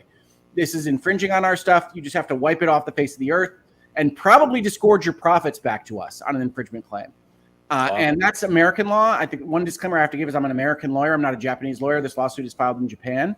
But because of the way intellectual property is protected in the world through treaties and other international agreements between these parties, patents, trademarks, and copyrights all are defined very similarly. It's just the different court systems and different jurisdictions that might interpret them slightly differently. So Japan is known for being a little bit more aggressive in allowing patents of this type and in protecting Japanese companies, which are both Nintendo and Pocket Pair, on this. So we can expect that Nintendo thinks they have a winning case here, but the settlement, if any, for something like this would be to change it, right? if Pocket Pair says, all right, are you okay with us grabbing them in a digital card? You might be familiar with that from other Pokemon-like games, or putting them in a cassette tape or something else. Can we do that, and we can give you some money to settle this and otherwise live on? Then Nintendo is going to be okay with that. So Nintendo is looking to get something out of this, change the rules, and hurt Pocket Pair and Palworld because of the design sensibilities. But they understand that legally they probably don't have a case there, so they're using a different method to get to a similar place. But unlike a copyright infringement claim, Pocket Pair is almost certainly going to be able to change aspects of its game if it has to, and settle for some amount of money that is not all the profits that is made. And because Palworld has done so well, they have a lot of money to play with in terms of settling this with Nintendo. So my anticipation here, and I will say this again in my video, and I will discuss this at more length than just this summary, is that what you are likely to see is a settlement. What you are likely to see is Palworld changing a couple of aspects of how it functions. It might be this throwing the ball out. It might be the way that the graphics are rendered or animated. We don't know what Nintendo is suing over right now, so we can't talk about whether or not Nintendo has a good case. But it's likely that they'll be able to change some things, write a check, and keep Palworld, if you love Palworld, mostly the same for if you love experiencing that game. And that's how I see things playing out right now. I think people that are upset at Nintendo and upset at the concept of patenting game design, that's okay. You can have that critique. That's a part of the intellectual property discussion. But because we don't even know what Nintendo is fighting over, I would caution people to jump too quickly to one conclusion or the other about whether Nintendo are being patent trolls and crazy or not, because we just don't know what they're even claiming to be copied. We have guesses from places like IGN and Stephen Totillo at Axios and others, and those guesses are well informed. They might be correct, but we don't know for sure. So I don't think anybody should be sitting out there in my mentions saying, well, I think Nintendo should fail at this or they should succeed at this, and Pocket Pair had to know this was coming, and et cetera, because we're still a number of steps away from being able to evaluate on that point. And I think Palworld is very likely to survive in some form or fashion of a significantly material way that you are already experiencing it in the future from this lawsuit. Very well said, as always, Hogue. Thank you. Our chat was asking about the patent itself, and as you said, they don't know. And someone was asking if Pocket Pair knows, but it sounds like Pocket Pair doesn't even know yet. So Pocket Pair's statement from the day after the Nintendo press release went out said that they don't know yet. Now, what could happen there, and the best guess, and I've given this quote to a couple of outlets that you might see around the internet today and yesterday, is that I can't speak to the Japanese filing system. Ordinarily in the United States, you would be served process. You would receive a copy of the complaint. That complaint would say, these are the patents we are alleging that you have infringed. Here's how you've infringed them. And that's the information you need as a defendant to decide what you're going to do about it, right? Yes. It is possible that in the Japanese, I believe they're filed in Tokyo City, in the Japanese system, you get a notice that you're a named party in a lawsuit, which does happen in some jurisdictions. And that's what Pocket Pair reacted to, but they didn't have the copy of the complaint yet. Got it. Now, Pocket Pair probably has the complaint now. Nintendo has said it's filed. If Pocket Pair got notice of the filing, then it is an active lawsuit. But the Western journalists aren't able to go and figure out how that is filed in Japan and find it, or at least I haven't seen anybody find it. And neither Pocket Pair nor Nintendo is talking about the patent specifically. So you can take what you want speculatively out of that, but we here commenting on the nature of the thing can't do so fully because we don't know what Nintendo is accusing them of infringing. We know it's not the design. We know it's not a copyright claim. So it's not how these guys look. It is some function of how the game operates, or like I said, it could be a specific way that they're rendered. I mean, one of the things I said about Palworld was that they do really capture a Pokemon vibe in some specific ways. And it's possible that Nintendo has certain patents of artistic expression and ornamental design that we can't guess at right now. And that might prove to be something that is more amenable to people in the long run. But the fact that Nintendo didn't mention what patents it was is a little bit suspect to me, because generally speaking, if you have a strong case, you go out with it. You say, this is how they're cheating and why, and especially when you know that you have a fan base that is going to back up Pokemon and Nintendo and have been looking for you to sue this company for a while. The fact that they don't suggests to me that they know that this is going to look iffy to Nintendo players, Pokemon players, and video gamers in general. And that doesn't surprise me, because every time I've written about patents in software and video games, like with respect to Warner Brothers patenting the Nemesis system. Gamers react very negatively to the very concept of software design patents. And I think that's probably wrong. I'm a lawyer. I like intellectual property protections of this type. I think they can function very well. But if Nintendo believes that they have a fairly weak patent that is going to be challenged not just in court but by the gaming community in general, they might hide the ball there, and that might be what's happening.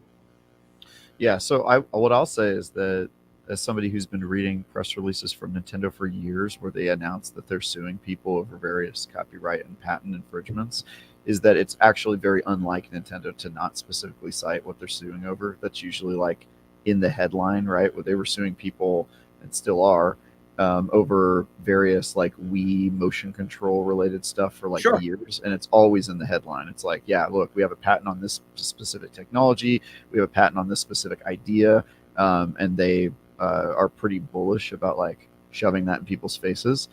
And I think, you know, there's the old saying that like if you don't protect your IP, it sort of becomes public domain by default, and then you could potentially have somebody point at your lack of protecting it as evidence that it doesn't really belong to you anymore, right? Which is not really how patents and copyright works. But yes, I know that vibe is out there on the internet. Yeah, exactly. And I think at least I've talked to a developer who said that they have seen that argument used in court as well with some. Yeah, you can argue latches, you can argue estoppel, but it doesn't usually work. But I do think I'm a big fan of intellectual property and people getting rewarded for taking the risk of inventing things, right? And so I think patents make sense. But I think at a certain point they are unhelpful and start to actively hurt the idea of competition, right? And so I think certain you can get a little petty with it. The way and lots of companies do. And Nintendo might be a patent troll here. If that throwing a ball onto a monster on the field is what they wind up suing over, I think that's probably a patent that was invalidly granted based on what they've actually shown, because you're not supposed to get a patent that essentially a person of reasonable intelligence in your field can imagine from the existing state of the whatever you're talking about, in this case a video game, right? So if the big difference is you're not throwing a ball at a turn-based monster, but you're throwing a ball at a character in a virtual 3D field, I think that you argue that that's not novel, and that a reasonable person in the industry could have discovered that from what we call prior art in intellectual property. So I mean, I think that's a reasonable argument to say that maybe this patent shouldn't have been granted. And I think that in the United States, what I saw from this particular patent is that it's still I believe it's still just a application. I don't believe it's registered here yet. And so there might be some back and forth on this kind of thing from the USPTO, because what the patent office is supposed to do is evaluate your application for things like prior art and whether or not a reasonable person could come up with this idea on their own, because we don't want to give that monopoly for something that isn't real, right? We want intellectual property to give you value for inventing things, but we don't want to create a situation where everybody that's creative and inventing things on their own has to worry about the 2 million things that are out there and registered in the world because you've granted something on everything possible. But different jurisdictions have different policies on granting applications for intellectual property, and it's possible that apparently Japan would allow more of a kind of mosaic approach. We take every little bit of what is a part of a video game design and patent it, and then can bring it against people, which we would consider a troll kind of approach. But we don't know. Like these are all like angels on the head of a pin or guesses and speculation, because we don't actually know what they're suing over. I want to offer as well that there is another explanation for Nintendo not offering the patent in their headline or in their first paragraph, which is what happened in the media, right? Because everybody, well, not everybody, but a lot of people jumped on and said, well, of course they're suing Pocket Pair. It's finally happened. They've been setting up their case for 8 months. And a lot of people read it as finally the copyright infringement lawsuit that they were expecting, Pokemon with guns, etc. And Nintendo, by only using the word patent in a couple places, which is obvious, they weren't hiding the ball, but it was clear that Nintendo suing Palworld was the big headline item, even above what they were suing over. Everybody wanted to read, regardless. That Nintendo could have essentially wanted that to happen. And then by not including patent numbers and not getting into the specifics, nobody can report on those. And so you're going to drag in some of the extras, look at the bad actors at Pocket Pair. Of course they got sued, et cetera, et cetera. Yeah. So, I mean, that's a possibility for strategy from Nintendo at the same time.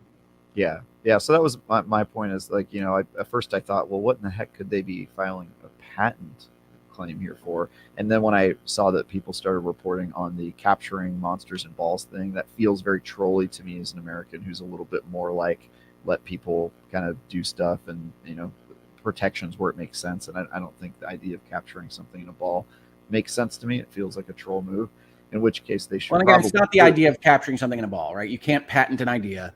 It is the specific way in which a character, like in the middle of your screen, throws something at something that you can see in a 3D environment on your screen. And so it's a very specific expression. And it is important to note that it really was Arceus where they started having like the throw things at things that you can see on your screen. So this is not something I saw people come in and say, well, if it's from Pokemon, that those patents would have expired. They can really only last 20 years. And that's true, but we're really talking about an Arceus patent if this is what actually happened. It's from a very short point in time as the law goes. Yeah, totally. But we'll see how this shakes out. I imagine Pocket Pair is probably going to just pay some money because they change a little something and pay some money is the most likely outcome here. But it doesn't look like it's the kind of thing, as far as we can tell, again, without the specifics, that is likely to take Palworld away from you if you love it. Seems like a good thing to me because I like Palworld quite a bit. Yeah, and they have plans. Honestly, the Pokemon Company could do with a little bit of competition in this space because they've been resting on their laurels for many years with what they created. Right. I don't blame anybody for saying that this looks like a troll move from Nintendo.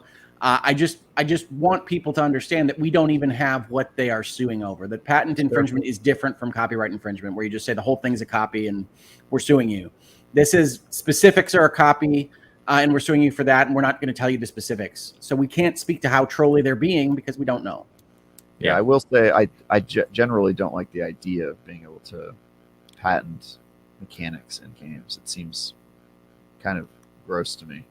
Well, I think the threshold should be high, right? I think you could invent things in games that deserve protection to not be stolen by the bigger publisher, especially if you're thinking about like indie companies. Yeah, totally. Right. And I think that there is a space there that we want to offer that protection. It's exactly what intellectual property is for. But when you talk about the big guys potentially making mosaic patents out of every little aspect of a game that they spend hundreds of millions of dollars on in order to keep indies from competing with them, I think you have a fair complaint there. So again, to me, that comes back to what patents you grant and what you require to grant your patents to these various folks. But it is possible that this is a troll move and that people should be against Nintendo on this. I just can't speak to that one way or the other yet. Yeah. Yep. I personally don't love that the Nemesis system is just in Warner Brothers' pocket. But to me, that's fair that you don't see it other places, and I understand that. But to me, that is, especially if you look at the way that it is written and what is patented and how the various people react to each other, it is a novel invention. It is something they spent money figuring out, and we do want people to be able to benefit from that. The fact that Warner Brothers is sitting on it is dumb. That's the annoying part. And we can blame them on that, but it being patented, I think Nemesis is novel enough to look at that and say, yeah, that deserves protection, probably. Yeah. Maybe. I guess I'm mostly just butthurt that I can't play it. Yeah. And I understand that. People should want as much of the stuff out there as they want. But the other side of this thing is if you can't get protection on building some of this stuff, then you're going to invest less in research and development. It de-incentivizes people taking risks and inventing things, and I totally get that, and I think you should encourage invention and give the people that go through the time to invent stuff an edge. Is 20 years too big of an edge for a mechanic in a game? I would say probably, and I think all the IP timers are a little too long. I don't think there's I think the IP timers are too long. It's different. It should vary by industry, right? Because there's some things where it might make sense for a 20-year patent, but like a game mechanic in an industry that moves this quickly, and it just seems like kind of a long time to give a company a head start. So well, and they have various different rules. I think the United States probably wouldn't grant the patent that I have seen discussed on like the Pokeballs, but I can't promise you that. It depends on which agent you get at the USPTO and all sorts of things. But in the US, the court system is essentially the final arbiters, and they get to decide whether it was a validly granted patent or not, and whether they think the rules were followed as set forth in the law. My understanding in Japan is that the Japanese patent office doesn't have quite the same level of scrutiny from their court system on this, and so it might be that Nintendo does have patents that wouldn't necessarily be granted in other jurisdictions. It doesn't mean that Japan is wrong. It means that they have different policies there, and different jurisdictions have those policies because they're sovereign nations. So I can't speak to that, but I can say that if it is just the Pokemon balls in the field, I understand everybody feeling bad about it. And so we'll see what it is eventually. Somebody's going to release the complaint at some point, and then we can move forward from there. That was originally what I was holding my video for, was I figured we'd get that in a couple days. The fact that Pocket Pair apparently is also holding on to it is another surprise. So I don't know. All right. Well, as always, Hogue, thank you for the summary and the overview. Obviously, as you said, we'll talk more about it when there's more details to be had. Obviously, stay tuned for Hogue's channel for his more detailed videos, and we'll touch on those in the future. So I think that's going to wrap us up for today. Let's go ahead and start wrapping this up. Tight 3 hours. Tight 3 hours. Yeah, it just flies by. So on the Season Gaming side, we do have our Astrobot vid up. You can check that out. We've got the Aura History Untold review coming tomorrow.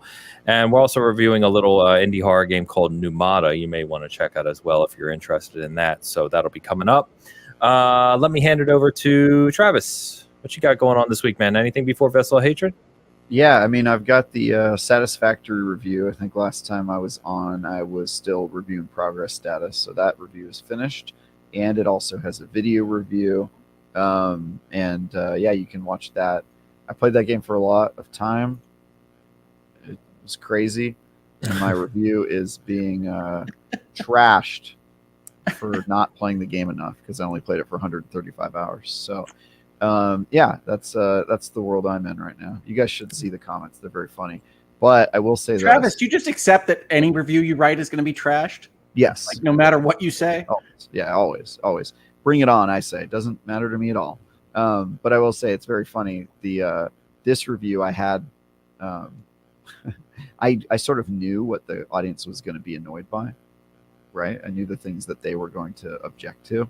And so I leaned into them as much as possible in the YouTube reviews. Like, people really don't like it when you don't build foundations and make organized factories. So I made my factory just the most chaotic. And then I put clips in of me almost doing it the way the community wants me to do it, and then switching and doing it the way that they hate. So I had this beautiful experience where this week I was on the plane flying back, and I pulled up the YouTube video, and I just started reading the comments, and people were losing their minds at these specific things I was doing.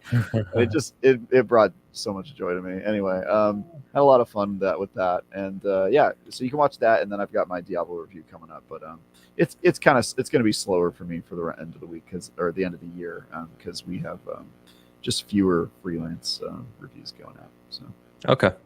Cool. I also forgot to mention, and I know, Hogue, you talked about this a little while ago, but V Rising impressions. So Eric has played a lot of V Rising a couple months post-release now. He wrote a long article about why he really, really enjoyed it. Yeah, I'll check it out. It's a great game. Yeah, it's basically a semi-review, but, it's obviously coming a few months post-release. So, but that's up on the site right now as well. You can check that out. So, Hogue, anything else? Obviously, we just talked about Pocket Pair and Nintendo. Anything else you want to shout out?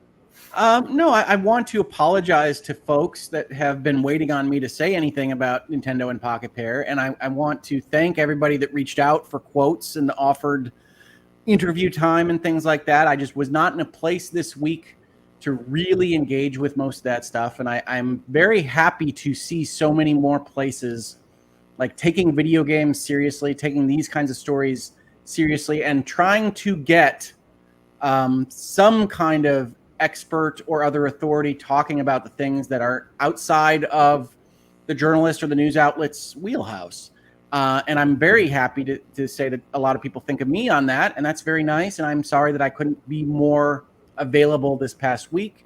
I intend to try to get a video out this coming week on this particular issue. I know a lot of people are looking forward to that. It has just been that kind of week for me. And so I did want to offer my apologies for that, but it will be forthcoming if I have anything to say about it, which I sometimes don't. Fair enough. And we will close out with Mr. Don Lionheart's late super chat. Don Longhart gives $2 and writes hashtag make Bitcast a 3-hour podcast. It's already done. They done it again. It's happened again. Yeah. So, Don, thank you very much. We are going to go enjoy the rest of our Sunday with a lot of good games, hopefully some good food and good times and good stuff. Yes. So, go Lions. Good win, Tampa Bay. But I'm proud of the Lions. Fair enough. You said that last week, and didn't the Lions lose last week? Did you jinx it? I them? said good win, Tampa Bay. They beat us last week. But the Lions played a great game. They just had a number of mistakes and some uncharacteristically subpar quarterback play. But the Bucs played a great game. They deserve that win. The Lions are going to win today. If they play today, I don't even know. But go Lions. And on that note, we will close out. I hope everyone hanging out with us had a good time. Thank you as always to our audio listeners and people checking this out later. Enjoy your gaming this week, and we will talk to you next Sunday. Until then.